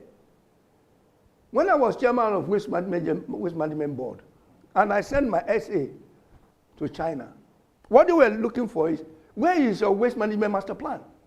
I tried everything to convince the government of the day that I served. Let's have this master plan. So it's not for Lori Magigi. It's not for my tenure. It's something that will last forever. It didn't see the light of the day. For 35 million naira, no money was given to us to do it. Today, I am told that when a delegation went to China, they asked, where's your waste management master plan? Are you getting the point I'm making? We must have a master plan, integrated, that will, for the next 10 years, we call it rolling plan. So that you will now say, this year or this tenure, I am going to build 10 hydro power stations. First year, second year, you build 2. You know you are still short by 8. You review the 2. How is it performing? How is it working? Then you go to the next 2 years, you use the guidelines, the mistakes that you've made, the lessons you've learned to develop further. So when another government comes in, it looks at the master plan. Okay, my predecessor developed 6 out of 10. They are tried. Let me take the remaining 4. Add another 4 to it. We are making progress. That's the way people make progress. You say you are going to construct 20 rural roads. Okay, out of the 20, I'll be 10 in the ranking community. You are not able to build the 10, you build 6. First year, you build 2. There must be a reference point. And that's what master plan is all about. A reference point for development. Yes? A child goes to primary 1. He does the exam, he passes. He moves to primary 2, primary 3, primary 4, until he finishes his school set. All along the road, they are assessing him with exams. It's not different from industrialization. One thing after the other. One thing after the other. And that's what we need badly. And I hope and I pray that this ranching we are talking about, this power generation that we are talking about, will be part of that master plan for Delta State industrialization. Now, you've talked about this, and I really would say we're really happy that you're setting a pace and what should naturally be, especially as concerns the industrialization of Delta State. But another major one many Deltans are also talking, which I feel I'll need to bring to you, is the issue of our ports. Because as much as you can generate, you do know our roads on the mining is now being looked into, especially by this very administration, would not be taking the huge amount of things that will be shipped to other parts of the continent and other part of the world. So how really important is also the issue of our ports coming into life? Because if we look at it, many will say the ports in Warri should also be referenced to that in Lagos. And we're having less activities in our ports as we used to in 3 or 2 decades before now. So how also important is the coming of our ports in this push for industrialization of Delta State? You see me folding my hand. I changed my posture. I grew up in Warri in the 60s and 70s. When NPA, to work in NPA, gives you 4 or 5 girlfriends free of charge. That's to tell you how important the NPA is in Warri. I didn't just grow up in Warri. I grew up in NPA. My sister was a food canteen, but Mama put in NPA gate. So I was living there by that river by the NPA, that river there. That's where we're living.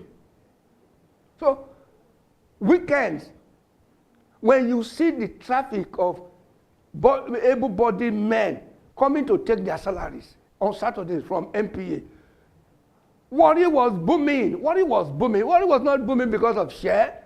Warri was booming because of the NPA. Now the Yorubas have taken over Lagos. Everything now is Lagos. Look, I'm talking about my state. Okay, I'm talking about my state. Why would I say so? Why would I talk? I'm not talking of intra-Delta politics. Did Atiku Abubakar say that it will be fair to Yorubas if he's elected? Did he say yesterday? So why would I not say that, look, if this government wants my vote, forget the fact I'm APC. If this federal government wants my vote, he must address port. This Warri port, this Apple port. They were the cornerstone of our lives then. If you are not working in port, if your business is not related to port, you are nobody. This is my personal experience as a young man. So it's very sad now that Warri port is dead like a yo-yo. It's dead. Why? Why will goods meant for Onitsha be offloaded in Lagos when we have Warri here that is 2-3 hours away from Onitsha? What's the excuse? None. If our rivers are, if the Warri River is silted, let the silt dredge it. The issues we're passing into all these years, the waterway is not being maintained. That's a problem. I think our senators, our House of Rep, must wake up to that point. They must make it a point in the House that Warri, Sapele, Burutu, Forgados Boss must come back to life. Must come back to life. That will solve, if not 50% of the unemployment, it will solve at least 30% of the unemployment. And you see that also helping to drive industrialization when that roadmap is being set. Indeed, and they also lower criminality. There is nobody who is gainfully employed that will go into criminality. None. Unless he's a pen robber. And that is a different one altogether. So, along with the industrialization plan of Governor Bellemori, he should take it up with the president. Nigeria is more than Lagos. Nigeria is more than Port Harcourt. There is Warri Port, Sapele Port, Burutu Port, Forgados Port. Okay, well, then we'll not put out of the discussion. We're still here talking about it. And today we're looking at the recent push by this very administration in dealing with the issue of ranching and also renewable energy as it concerns his push for industrialization of Delta State. And you agree with me, it has been a heated discussion as it concerns the passion being expressed by no other person but our guest, Chief Olori Magege, in ensuring that when all of this finally falls through, Delta might really take its pride of place as a committee of states as it concerns development and industrialization in the community of states in Nigeria. But how all of that will be and how can that also transform the lives of ordinary Deltans is the main issue that we're really looking at today on the show. But time is never a friend, especially when we're having this lovely discussion. But we will not go without really asking you, and this is a basic question. Now, yes, we know we're in his first term of office. We're talking about His Excellency, and we've just passed the 2-year mark, and we're going to the 3-year mark now. And in less than 18 months' time, we'll be going straight to general election and all of that. Now, we've seen development on every front, especially as it concerns infrastructure, and now he's pushing through that of agriculture and also renewable energy or energy itself. And you've just also talked or highlighted the need for the port. But what other ways can we also drive in investment in the states? Now, the reason I'm asking is one of the major hindrance of any investment in any state is policies. If the policies are failed, then most certainly you have a failed business. If the policies are draconian in nature, it will suck out the energy of businesses that naturally should have thrived. Now, how important is it in placing those policies that are business-friendly, accommodative, and away from unnecessary taxation? How can that be done? Earlier on, I mentioned industrial master plan. Okay. In first formulating the industrial master plan, you must take all this into consideration. Friendly policies, friendly tax policies. Business friendly. Yes. Friendly societal environment. Bege has no place in master plan development. You know what I mean by Bege? Yes. Bege that moved MTN headquarters from Efrun to Asaba. That is Bege. That must be solved. So, in formulating the master plan, you must take all these things into serious consideration as a matter of policy formulation. So, when you put in place this industrial master plan and you started implementing it, and you are not achieving expected goal, you ask yourself, what is causing this problem? You do a review. You do a review.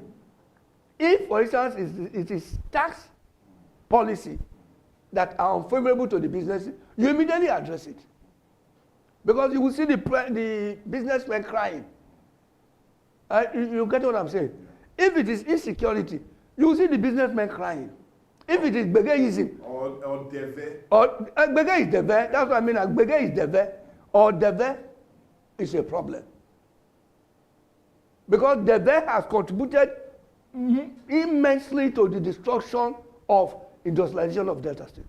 Many businesses have left because these boys wouldn't even allow the industry to come first.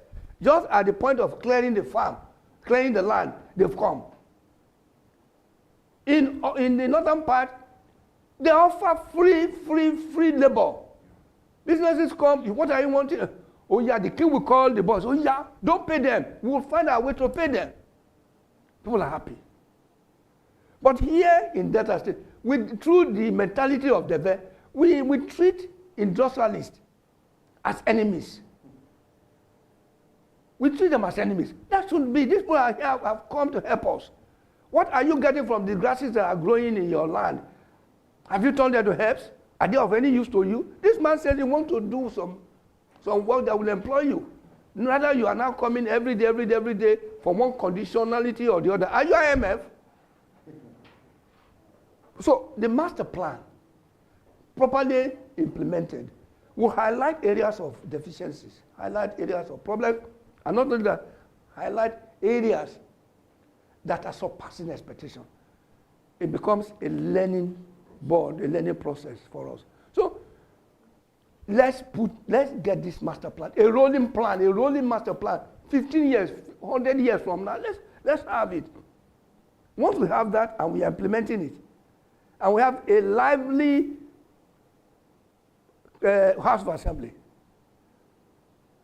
a lively patriotic House of Assembly that will provide good oversight for the government, for the executive, we will be okay. We'll be okay. Well, anyway, it will be okay to say that we've come to the end of this very lovely. So soon? Well, we've talked for close to an hour now, and I'm not surprised. You know, when you're having such productive discussion, the time is never a friend. It seems to fly. But we'll not fly away from here without really thanking you so much. And I'm talking of no other person. But Chief Olori Magege, Chieftain of the APC, coming to bring your own insight into what you feel needs to be done, as much as you are also applauding what His Excellency is trying. Oh yes, I'm clapping for him. I'm clapping for him. We truly appreciate your time with us, and we will always be appreciative more when we call on you anytime. I know you're Oliver Twist. I'm ready. I'm available. We're always there to ask. I'm available. Questions and also to invite. Thank you so much for You're welcome. Really appreciate it. Well, anyway, that's more like a wrap today on our dialogue. It has been one of our real discussion as we try to see how we can better our Delta State and make it really the big heart of the nation, and well, the implementation, or rather the proposed push by this very administration in dealing with the issue of ranching and also renewable energy help to industrialize the Delta and also shift it from the perceived civil service state it is being looked on and take it to an industrialized state. Well, all of that is. I'll just implore you to drop your comments on our different social media platforms. Let's get your reaction as it concerns this very topic and other topic on dialogue, and also what you also enjoy for us to talk about. All will be listened to, and definitely we will be doing that for you to enjoy. But for me, Michael Obale, it's another great time. I'll just tell you, still implore you to stay around and stay around with Viewpoint, because the news will come around the hour and trending, well, you'll be surprised. But for me, God willing, we'll see you tomorrow. Bye for now. Every year, millions of lives are stolen, dreams cut short, futures traded in silence. Human trafficking is a modern-day slavery. It hides in plain sight, tearing families apart and trapping the vulnerable in fear. But together we can end it. Together we can protect, we can rescue, and we can give hope. Say no to exploitation. Say no to slavery. Say no to human trafficking. Powered by Atlantic Media and TV.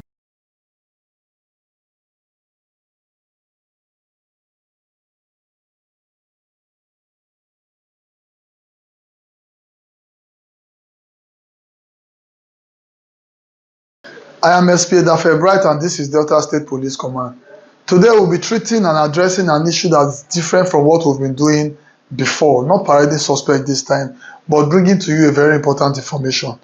Do we know that over 85% of Nigerians do password their phones, whether it's Android phones or iPhones? There's always a password. But how come when we lose our phones, by the time we go to retrieve our lines, we go to our bank to check our bank statement, we discover that these people who collected these phones must have siphoned the phones. Now, there are times the people who steal these phones, it is not your phone that they actually need. What they need is your SIM card. Now, how does the SIM card become useful to them? Not just any SIM card, but a SIM card that is linked to your bank account, the one that you usually use to receive SMS alerts. That is what they need.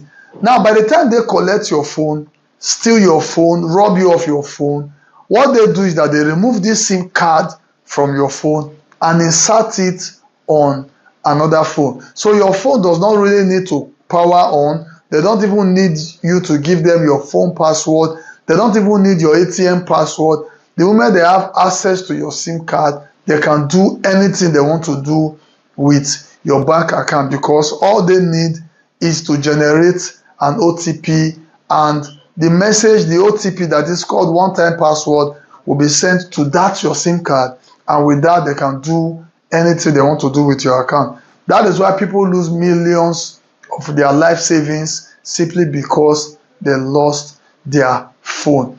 By the side of this video, we'll be doing an illustration. You will see an illustration that talks on how you can password your SIM card. Now, the topic that we are here to discuss, passwording of SIM card. When you get a phone, pick that your phone now.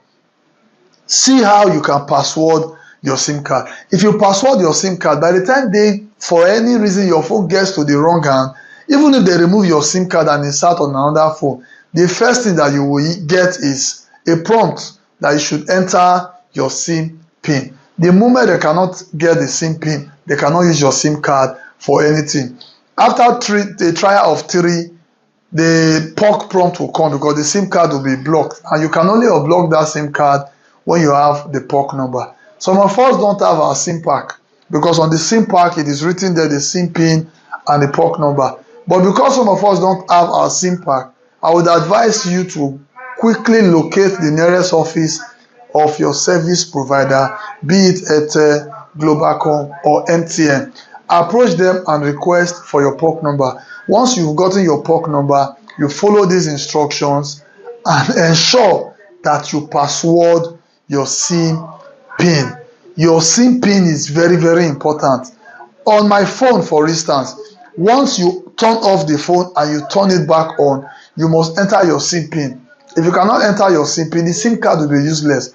And I'm telling you, once they cannot have access to your SIM card, your money will be safely in the bank. They cannot have access to. There was a time I lost my phone, and it took me about 2 weeks to go to MTN office to retrieve my SIM card. Why did I wait 2 weeks? Because I knew I had a SIM PIN. I knew they would not have access to my bank account. I knew they cannot even use my SIM card for anything. Some of these people, when they steal phone, we'll be hoping that, we'll track the phone. Some of them don't even sell the phone. They will just condemn the phone and just get the SIM card to see if they can have your money. Please, they say a word is enough for the wise. It is very, very important. Don't see this video and just pass it by. Watch this video to the end. We're almost approaching the end of the video. Ensure that you take the lesson. Please password your SIM card. They say a stitch in time save 9. It's very, very important. Make haste when the sun shines. Not be to come. You don't have to start running and start saying, what do I do? What do I do? When you can prevent it. Let's not forget, prevention, they say, is better than cure. Thank you. Atlantic TV, culturally inclined and uniquely different.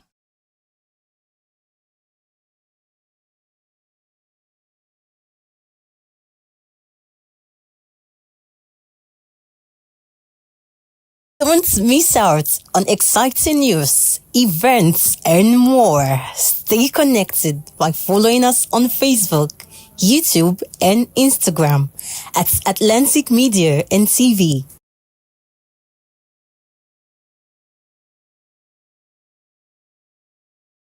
Alright, my name is Desoka, the comedy catalyst, also one of Nigerian comedy. Alright, guys, back again, yes, boss. My name is Osh, baby. CME Alade. Yeah, what up, people? It's your boy Victor 80. Girl Ninyola. My name is my wife, and just celebrity type man. My papa say, who won't carry cow, waka go, waka follow the cow. I know the life for you. I see you know you're watching the Atlantic TV. Keep watching Atlantic TV. Atlantic TV. Keep watching Atlantic TV. Keep watching Atlantic TV. Keep watching Atlantic TV. Atlantic TV. Informative, educative, interesting, entertaining. Worldwide, international. Don't go anywhere, I'll catch you. Don't touch that die. Atlantic TV. Boom. Atlantic TV, we wanna party. Atlantic TV, culturally inclined and uniquely different.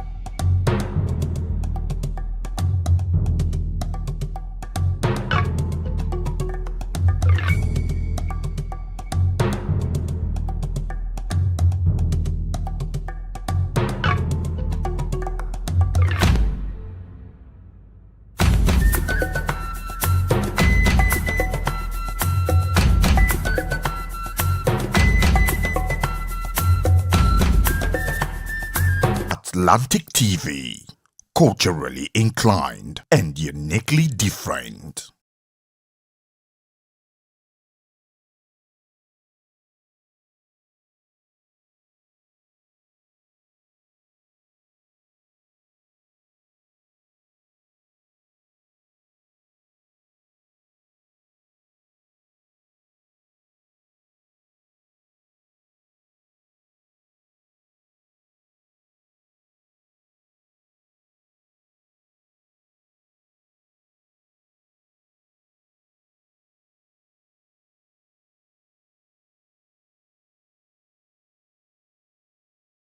Every year, millions of lives are stolen, dreams cut short, futures traded in silence. Human trafficking is a modern-day slavery. It hides in plain sight, tearing families apart and trapping the vulnerable in fear. But together we can end it. Together we can protect, we can rescue, and we can give hope. Say no to exploitation. Say no to slavery. Say no to human trafficking. Powered by Atlantic Media and TV.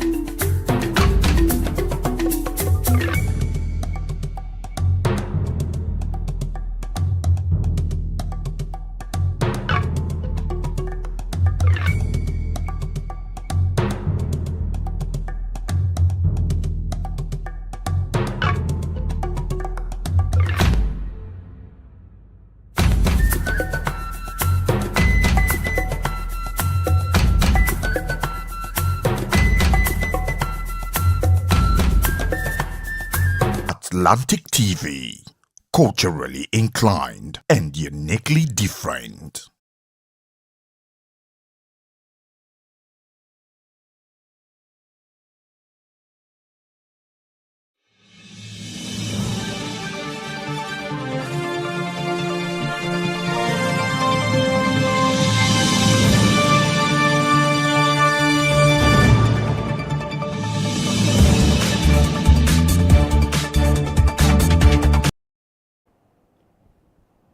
Hello and welcome to our daily news roundup on Atlantic TV. I am Nkechi Techere.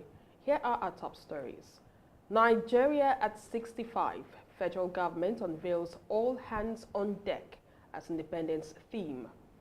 Tinubu at UNGA 80. Africa must finance its mineral assets, wield global supply power. Olu of Wari strengthens ties with Oroje of Okpe. Bauchi Electoral Agency urges residents to register for BVCs. Africa CDC partners Novo Nordisk Foundation to strengthen NCD surveillance in 10 countries. Flick says Ballon d'Or setback will drive Yamal to greater heights. Now to the news in full. The federal government has unveiled the official theme for Nigeria's 65th independence anniversary, calling for unity and collaboration to build a greater nation. The Office of the Secretary to the Government of the Federation announced the theme, Nigeria at 65, all hands on deck for a greater nation. The government says it reflects resilience since 1960 and underscores the need for patriotism, peace, and progress under the renewed hope agenda. As part of the anniversary lineup, a special Jamaat prayer will hold on Friday, September 26th, followed by an interdenominational church service on Sunday, September 28th. A World Press Conference is also scheduled for Monday, September 29th in Abuja. Agencies, private sector players, and civil society groups have been urged to align their programs with the theme, ensuring its message resonates nationwide. The government says this collective spirit is crucial to advancing peace, prosperity, and progress. Nigeria marks 65 years of independence this October, with the federal government insisting that building a greater nation truly requires all hands on deck. From New York, world leaders gathered at the 80th United Nations General Assembly with sharp calls for justice, peace, and economic reform. While President Cyril Ramaphosa condemned Israel's action in Gaza as genocide, Nigeria's President Bola Ahmed Tinubu urged Africa to take charge of its mineral wealth and reshape its place in global supply chains. At the sidelines of the General Assembly, President Tinubu, represented by Vice President Kashim Shettima, spoke at the Africa Minerals Strategy Group Roundtable. He called for African nations to finance their own mineral development, safeguard sovereignty, and climb the value chain from raw exports to green manufacturing. South African President Cyril Ramaphosa, in a fiery address, declared that Israel is committing genocide in Gaza. He cited findings from the UN Independent International Commission of Inquiry, stressing the urgent need for action to end famine and atrocities against Palestinians. Tinubu pledged Nigeria's commitment to a mineral-led renaissance under the Renewed Hope agenda, calling on Africa to unite as one continental bloc in the global economy. The Olu of Wari, His Majesty Ogiamia Tuwashi III, CFR, has paid a courtesy visit to the Oroje of Okpe, His Majesty Umogu Owure I, Chairman of the Delta State Traditional Council. The visit, which took place on Wednesday, was described as a meeting between brothers. Both monarchs used the occasion to reaffirm their brotherhood and their shared commitment to peace and unity among their kingdoms. At the palace of the Oroja, the two traditional rulers highlighted the importance of integration and peace building, stressing that harmony among traditional institutions is key to stability and development across Delta State. The visit is seen as part of wider efforts by royal fathers in the Niger Delta to foster collaboration, ensure cultural preservation, and build stronger ties that will promote progress for their people. Both monarchs expressed confidence that the renewed brotherhood between Wari and Okpe kingdoms will continue to serve as a model of unity for other communities in Nigeria. The federal government has hailed Flour Mills of Nigeria PLC as the only private operator fully meeting obligations under its Silo Concession Revitalization Program. The recognition underscores the company's role in advancing food security and agricultural development. Minister of Agriculture and Food Security, Senator Abubakar Kyari, said out of 17 silo complexes leased to 5 private firms, only Flour Mills of Nigeria, operating 3 facilities, has met all conditions and is performing optimally. He noted that the program, launched in 2017, is designed to reduce post-harvest losses, stabilize grain prices, and boost national food reserves. Flour Mill's agricultural journey dates back to 1978 with a 10,000-hectare farm in Niger State. Since then, the group has expanded into crops such as cassava, maize, sugarcane, wheat, and soya beans, while investing in storage, aggregation, and distribution. Group Managing Director Boye Olusoya said the recognition highlights FMN's role as a trusted partner in Nigeria's growth, providing jobs, driving food self-sufficiency, and sustaining the environment. Observers say FMN's strategy of backward integration, farmer empowerment, and import substitution is a clear example of private sector alignment with national agricultural goals. Founded in 1960, the company has grown into one of Nigeria's largest agro-allied groups, with operations spanning flour, pasta, sugar, oils, animal feeds, and large-scale farming. With the federal government's commendation, Flour Mills of Nigeria sets a benchmark for private participation in the drive towards sustainable food security. The Bauchi State Independent Electoral Commission has called on residents to take advantage of the ongoing permanent voter cards registration exercise to ensure active participation in the forthcoming elections. Chairperson of the Commission, Jamai Abubakar, made the appeal during a sensitization visit to Das local government area. She stressed that obtaining a PVC is the civic responsibility of every Nigerian and the only gateway to exercising voting rights. Abubakar commended Governor Bala Mohammed for the opportunity to serve, pledging to intensify advocacy visits to tackle voter apathy. In his response, the chairman of Das local government, Comrade Mohammed Jibo, represented by Bala Duguri, praised the Commission for the sensitization campaign.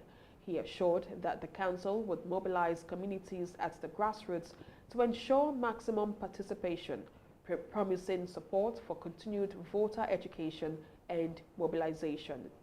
The renewed push comes as the Independent National Electoral Commission begins its nationwide continuous voter registration exercise. Meanwhile, a support group for President Bola Tinubu's re-election has also urged youths in the Southwest to register and collect their PVCs ahead of the 2027 general elections. With the 2027 polls drawing closer, electoral bodies and political groups alike are intensifying efforts to ensure eligible Nigerians are not left out of the democratic process. As Ibadan prepares for the coronation of its 44th Olubadan, former President Olusegun Obasanjo has extended warm congratulations to Oba Abdul Rashid Adewulu Ladoja, urging him to separate tradition from politics in his reign. In a statement from New York, where he is attending the UN General Assembly, Obasanjo prayed for the monarch's long life and wisdom, noting that the throne requires humility, patience, and tolerance. He stressed that traditional rulership should not compete or conflict with political leadership. The Oyo State Government Organizing Committee announced traffic diversions around Makbo Hall, the venue of Friday's coronation. Roads including Biara Junction, Bon Photo, Idi Arere, and Itamerin Junction will be closed from 7 a.m. as security tightens ahead of President Bola Tinubu's expected attendance.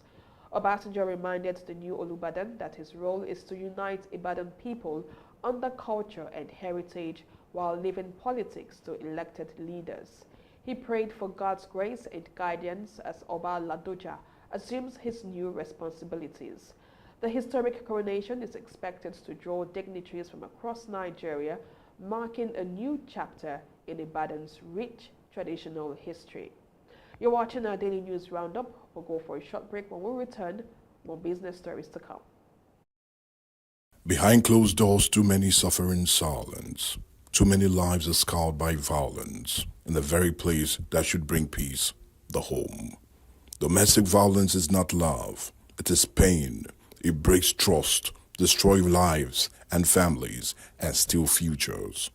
Domestic violence is not a private matter. It's a violation of dignity, and it must end. Because hitting a woman does not make you a man, but correcting her in love and staying in peace with her is God's plan. Together, we can raise our voices, protect the vulnerable, and rebuild lives. Say no to silence. Say no to fear. Say no to domestic violence. Powered by Atlantic Media and TV. When the lights go out, who do you call? Tikado! Tikado Energy Solutions Limited, your plug for electrical power, surveillance system, and entertainment. From expert electrical installation to efficient eco-friendly solar inverter systems, no matter the size, Tikado delivers smart energy solutions designed for today and tomorrow. We also help you secure your space with our cutting-edge security and surveillance system. Enjoy crystal clear entertainment with our professional DSTV and cable TV installation. Visit Tikado today at Block F4, Suite 41 and 42, HFP East Line Plaza, Abraham Adesanya, Aja, Lagos. Or call 0906 902 5025 or 0815 176 6817. Explore our services at tikado.com.ng. Tikado Energy Solutions Limited. Power, protection, peace.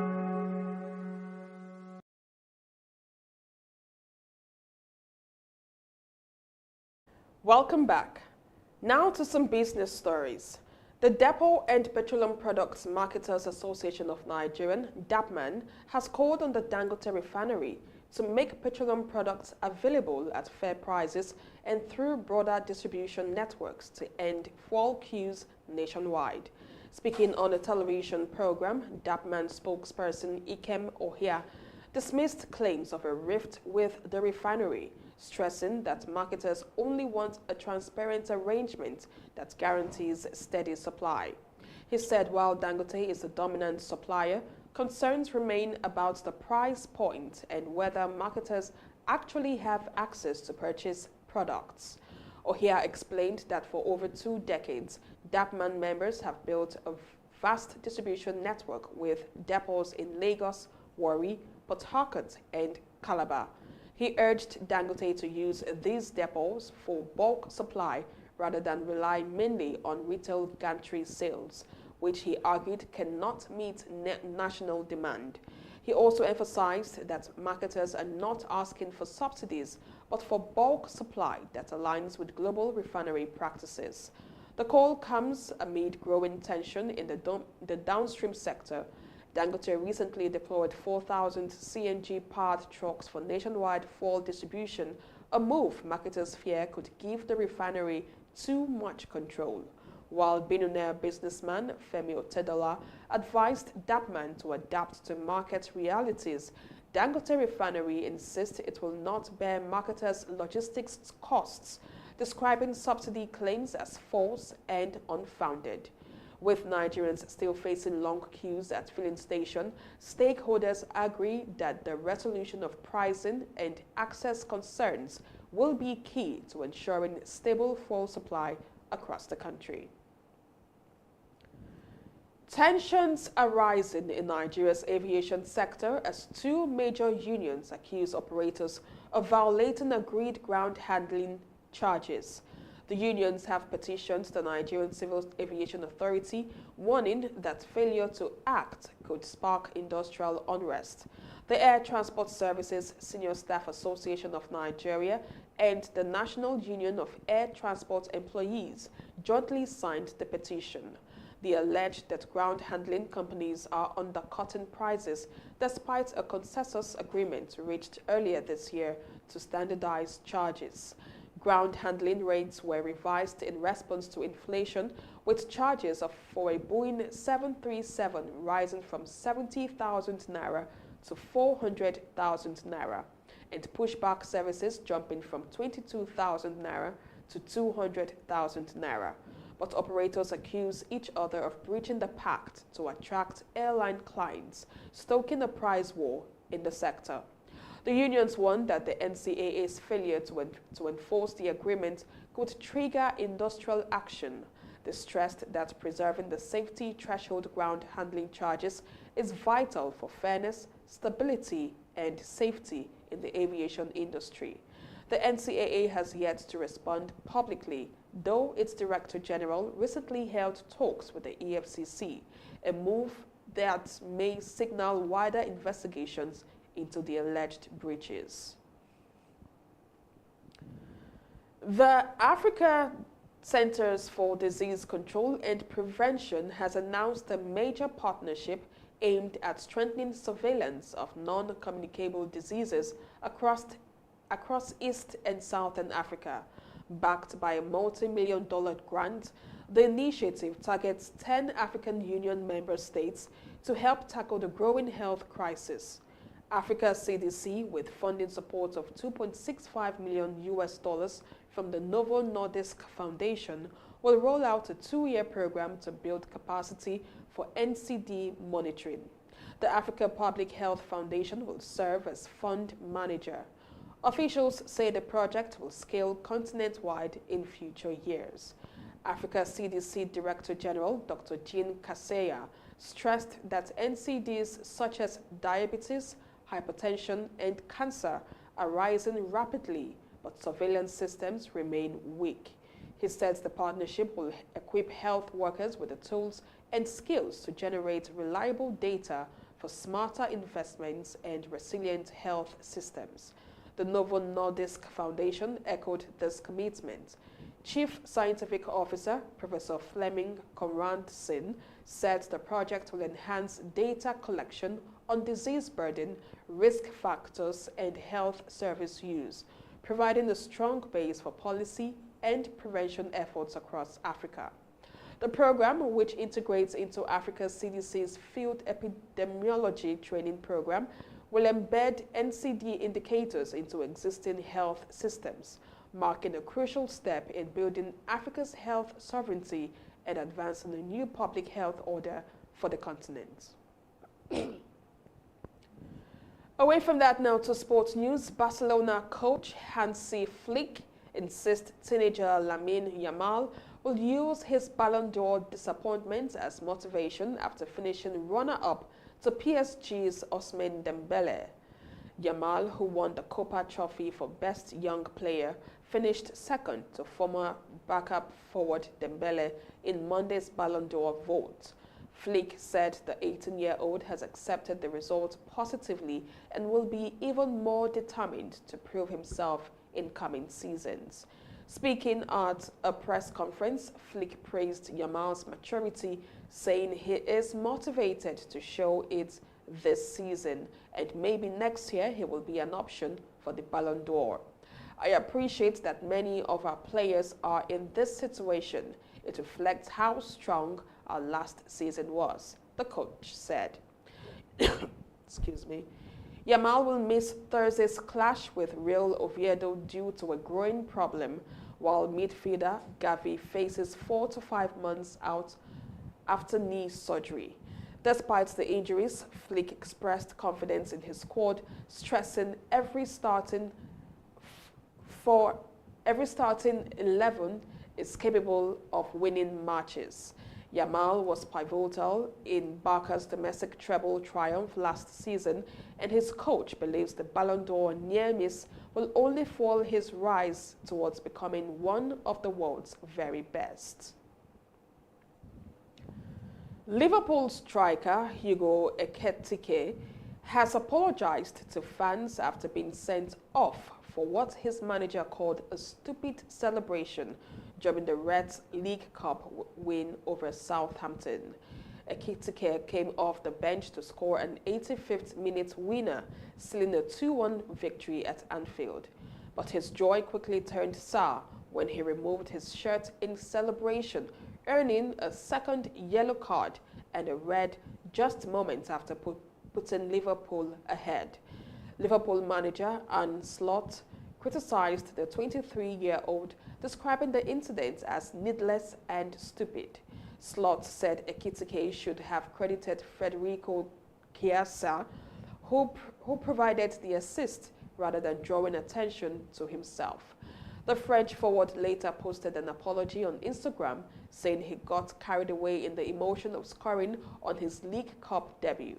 He promised to learn from the mistake as he faces suspension from Liverpool's Premier League trip to Crystal Palace on Saturday.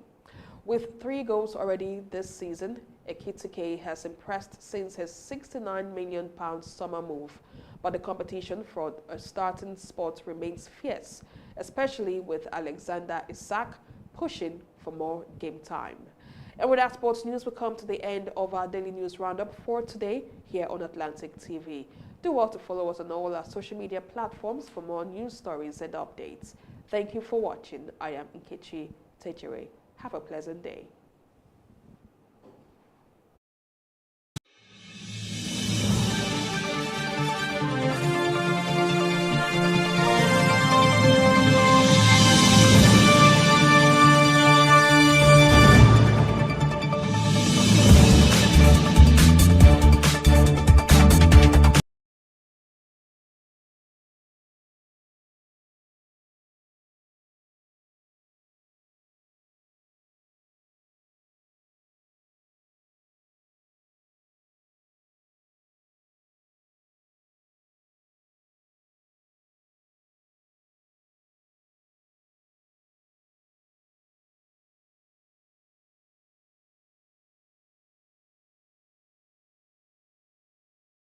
My name is Desoka, the comedy catalyst, one of Nigerian comedy. Alright guys, back again, yes boss, my name is Osh Baby. Yemi Alade. Yeah, what up, people? It's your boy Victor 80. Girl Niniola. My name is my wife Naija celebrity type man. My papa say, who won't carry cow, waka go, waka follow the cow. I know the life for you. I see you know you're watching the Atlantic TV. Keep watching Atlantic TV. Atlantic TV. Keep watching Atlantic TV. Keep watching Atlantic TV. Keep watching Atlantic TV. Atlantic TV. Informative, educative, interesting, entertaining. Worldwide, international. Don't go anywhere, I'll catch you. Don't touch that die. Atlantic TV. Boom. Atlantic TV, we wanna party.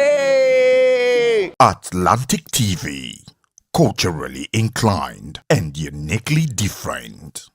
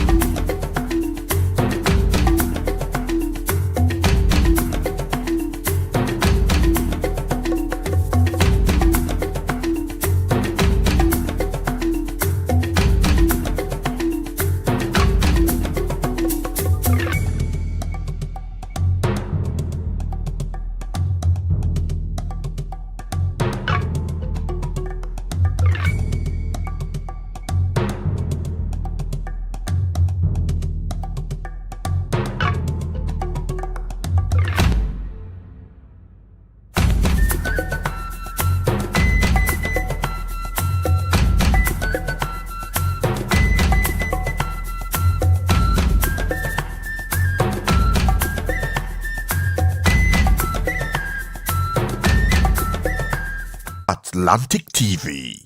Culturally inclined, uniquely different.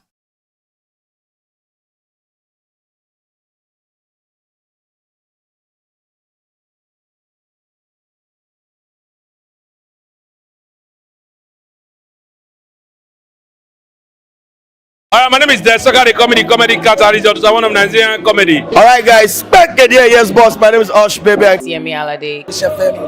Yeah, what up, people? It's your boy Victor 80. Girl Niniola. My name is my wife and just celebrity type man. My papa say, who won't carry cow, waka follow the cow. I know the life for you. As you know, you're watching the Atlantic TV. Keep watching Atlantic TV. Atlantic TV. Keep watching Atlantic TV. Keep watching Atlantic TV. Keep watching Atlantic TV. Atlantic TV. Informative, educative, interesting, entertaining. Worldwide, international. Don't go anywhere, I'll catch you. Don't touch that die. Atlantic TV. Boom. Atlantic TV. We wanna party. Atlantic TV. Culturally inclined and uniquely different.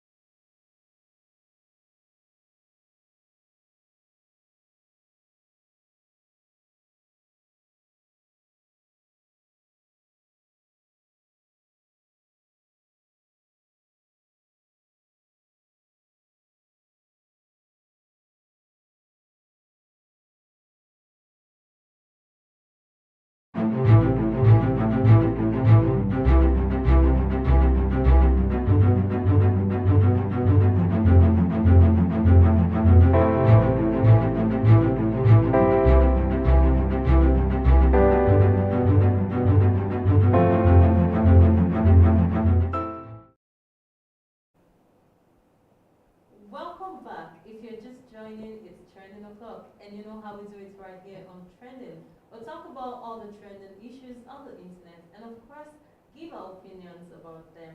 I am Mercy Erebo, and you know I am never alone in the studio. Joining me today is, once you see me like this, you should know, E to the N to the K to the A to the Y, and K. Thank you so much, Mercy. It's another exciting time on training. I can't wait. Thank you so much for having me. Thank you so much for joining me on Trending. All right. So, you know, once you see two women like this, you should know what to expect. That's on period. Oh, so what's trending today?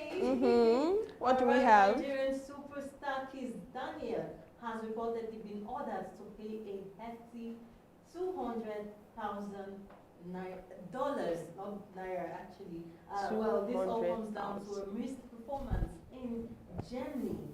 Report says Kiss Daniel failed to show up for an event which he was paid $100,000, and he refused to show up, and the organizers weren't having it.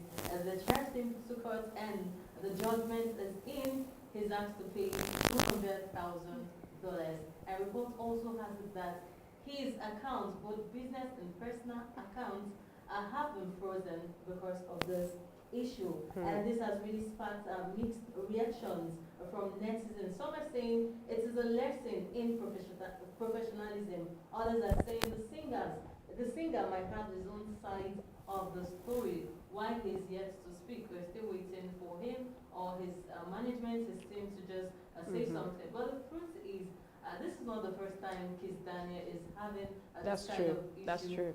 We heard the case in Tanzania. Yeah, I think that was 2022, where he refused to show up even after being paid for an event in Tanzania. So I don't know why this keeps coming up with Kiss Daniel. You know, people think they can eat their cake and have it. I like the fact that he was charged to court, because sometimes you ask yourself, what's going through their minds, what's going up in their heads, you know, because it's a high level of unprofessionalism, disregard, and you know, you just don't care. Whatever may be your reason for being absent, it's the right thing for you to do is to reach out to the management, to the organizers of the event, and say, you know what, so event came up, I won't be able to show up.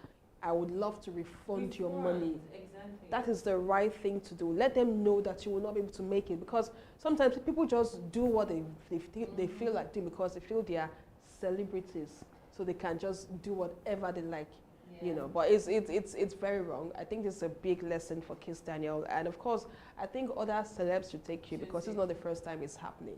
People just no. It's very bad. This is too much. It's very bad.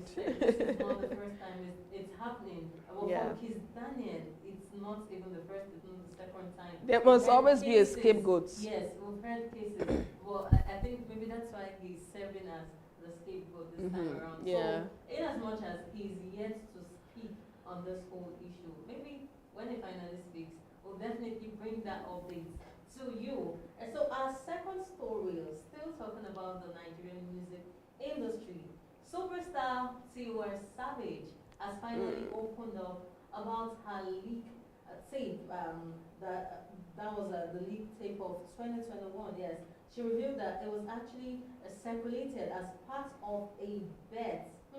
The Afrobeat queen described the incident as one of the most painful moments of her life. She claimed that while her boyfriend of the time claimed the tape was leaked by accident, she later discovered that it was leaked deliberately, all because of a bet. And this has really got me thinking, like, you would just bet that, okay, I think this lady is good, but you cannot have her. Like friends just discussing, you can't have her. And this one will be like, oh, you don't know me, you don't trust me. I can actually have her. Don't worry, let's watch. Don't worry, I will even film the whole process and all of that. Next thing, we saw tapes flying everywhere. That's so disrespectful. Like, it's so disrespectful. And then I wonder, sometimes I just sit and I wonder, why do people even film their intimate moments? She said she was not aware. I mean, you know, but then that's a high level disrespect, you know, on her person as a superstar, you know, and them having to take a bet with your friends. You know, I can relate though, because I've actually been in that situation before. you know when people will just, I think I need to hear that story. No. That will be story for another day, you know. Okay. But men will gather and just tell you know what, this one, I think she's playing hard to get, She has pride. I will get her and I will show you guys receipts. It's just so annoying, you know, that to go to the extent of such very private information, you just put it out there just for flimsy reasons. If I'm to be Tiwa at that time, if I had known that this was the case, I would sue him. Yeah, she said she didn't know because she felt like she was in a relationship with this guy. And, you know, when she asked the guy, how come? Like, I didn't even know you were filming this First whole of all, thing. you toil with someone's emotions. Yeah. You toil with her body. You toil with her feelings. That's a very huge offense. Yes, it is. That deserves some level of compensation. Yeah. So she said she actually thought, she asked the guy, and the guy said he filmed it with it's a Snapchat, and he wanted to save it. And you know, save and send is a bit close on Snapchat. What an excuse. He wanted to save, and he sent it accidentally. So after some time, I think of recent, she discovered that it was actually just a bet. Like just bet. So meaning she said he never really loved her. She said the hurt she got from that whole situation was even more painful than the whole sex tape issue, because she actually thought they were a thing. She actually thought they were into a relationship, not knowing that all was planned. Like it was all planned, even till the filming stage and the releasing of the tape was all planned, and that is sad. Really, really sad. So and sad. then Nigerians didn't really take it easy on her. Then I remember people I saying remember that people it was said a PRO. She's no longer relevant. She's just trying to. People said a whole lot. Trend. She's just she doing didn't this. come online for months. That she just came out to. She wants people to just hear her name. They've not been hearing her name, so she decided. And she really got me. She said, if I wanted to do that, I would have arranged the lighting well. And you see my facial reaction. It's not the one you got. I would have prepared myself properly. You know, but yeah, it made sound. I love the fact that she's over it now. Yeah. You know, that's why she can talk about it like this. You know, she's over it now, because sometimes you don't really know how much people can take until you put them to the test. Now, this was a huge moment of shame for her, and but thank God she's over it now. So still, Auntie Tiwa, if I were still you, I will still make sure that guy, he pays for this thing that he did, because that's a huge blackmail. Yeah, a huge one. So she really needs to do something. That is, if she hasn't done yet, she might not come out to tell us that, okay, then she's coming out now to speak. I remember when it happened, she couldn't talk, and some persons are just like, yes, it's part of the trend, she doesn't want to talk and all of that. But most times you don't know what people are going through. But she did not release anything at that period. Yeah, she did. So why just people saying, just so imagine your son. She said she was really feeling bad when they brought her son into it. Like, you're not a good mother and all of that. Like, I really felt bad when I watched that video, and I'm sure anybody that sees that video now will have a good narrative. At least we know that this would not be Tiwa on a norm. Yeah. Yeah, she wouldn't do such. Yeah. So it's really bad. So away from Tiwa Savage, still in the music industry. Love is sweet, so when money enter, love is sweet. You can say that again. Yes, so Afrobeat superstar Davido has once again proven that he is a man of gestures. And this time around, he surprised his wife, Chioma, with a brand new 2025 Mercedes-Benz G580. And of course, he sealed the moment with words saying, "Only the best for my lady." So just look at it. Just look at this. This is the point I have to say, aww. Aww. This is beautiful. This is so sweet. Yeah, this is so sweet. This is really, really beautiful. I love an intentional proud wife moment. I'm telling you. This is, and she's all smiles. Look oh at my this. God, This is 2025 model. That's a really, truly massive. It is. I love men who are really intentional about their wives.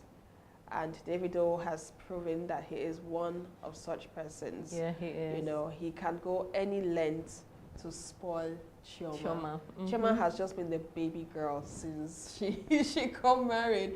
You know, it's been from one pampering to another, from one surprise to another. I mean, look at her 30th birthday surprise. Yeah. It was all over the place. I mean, and then the wedding, you know, everything has just been going smoothly for her. I love the fact that she's been taken care of.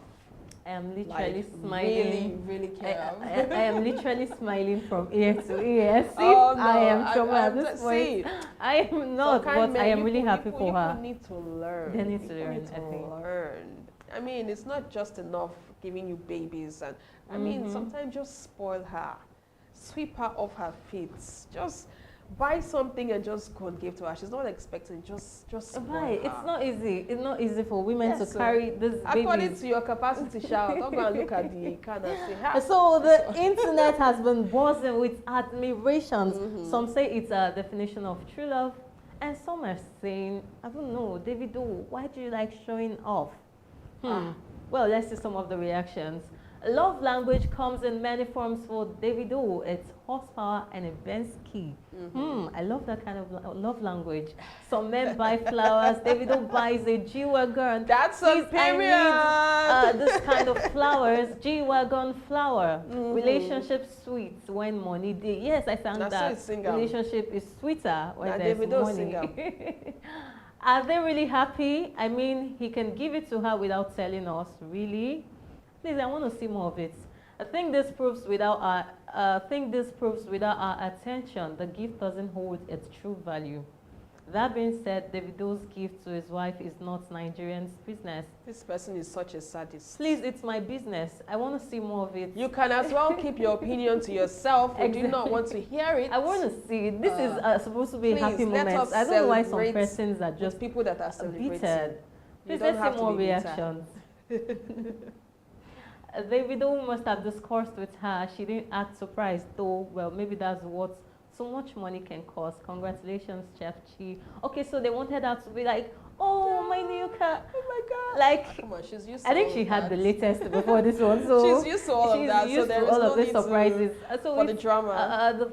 The people that are not really used to surprises, that will just be all over it and all of that. I doubt if she still gets surprised at gifts. Exactly my point. She didn't even act surprised or emotional. It is well. You want her to cry? I don't know. Niger celebrities are proud, arrogant, and self-promoting. Do you have to post everything on social media? Do you have to drop this comment, Tunde? And how was I supposed to feel all of this? How was I supposed to smile if he had not posted? Please post. I want How to would see we more know of it. if we did not post it? I Come on, don't be a hater. Come on, be a lover of good things. Love good things. Is this guy not involved in secret money laundering activities? His lavish lifestyle needs checkmating. My dear, when I'm not you the start one making saying it, money, it's one Suleiman. when you start making money, some things you don't even have the power to be saying them. So I think Nigerians should actually learn to be appreciative, learn to be happy for people. Like genuinely be happy for when people. When you're genuinely happy for people, your own good thing will come to you. It will come, definitely. When you're happy for people, definitely it will come to you. But once you're sad, I don't know, but I don't see reasons why people are supposed to be sad when it comes to people's happy moments. I mean, like, this is supposed to be a happy moment. If the thing does not appeal to you, you can just scroll past and just not say a word. Scroll past. Leave it for persons like us. Like me here, trying to just see things like that. And please, ladies, don't say this one now. Go and start pressurizing your boyfriend. I remember when they husband. started this whole Don't you see Davido? You remember when they started with this assurance? Yeah. Like so many ladies started putting pressure on their boyfriends. Their boyfriends are just striving to survive. And they started putting the pressure. Davido bought assurance gift for Choma. Where's my own assurance? Your assurance can just be a small bouquet of flower. Take it. Exactly. Your assurance can just be 5,000 naira. Take it. As long as it comes from a genuine heart. Exactly. Just take it. Don't compare. They say it's the thoughts that count. Exactly. So the fact that he even has it in mind that I'm supposed to gift this person, I feel you should appreciate it. Yeah. Don't wait until you get a G-Wagon, 2025 G-Wagon. You know, this reminds me of a video I once watched. I think that was during Valentine's Day earlier this year, of a very advanced couple. This man was trying to show his wife how much he loved him, so he wrapped a gift. The way he wrapped the gift with so many nylons, he wrapped and wrapped and wrapped and wrapped and wrapped. Yeah. When he eventually got his wife, I was like, oh, surprise, happy Valentine's Day, my love. And then the woman tried to open it. She kept on unwrapping, unwrapping. Yeah. It was a tuber of yam. A tuber of yam. Well, you could see the excitement on her face, like she was so grateful to her husband for gifting her a tuber of yam for Valentine's Day. That's love. Wow, that's love. Yes, that's love. That's love. That's love. But I think I kind of want a Choma weird and Davido kind of love, not the yam tuber love. Okay, well, we don't have time really on our side, so this is where we have to go, sadly. Yes. Well, I had a really amazing time. And thank you, NK, for joining me. Merci. It's always a pleasure. Always a pleasure. Thank you. And I'm sure you had an amazing time Of too. course. And of course, you know, you can engage with us on all our social media platforms, on Facebook, on YouTube, on Instagram, at Atlantic Media and TV. Yeah. Well, we had an amazing time, even on Viewpoints generally, from the dailies to the dialogue, the news, and of course now the trending. Well, this is where we have to see you on tomorrow's edition of Viewpoint on Atlantic TV. Once again, I am Mercy. Have a nice day. And I'm Nkechi Tejere. Bye for now.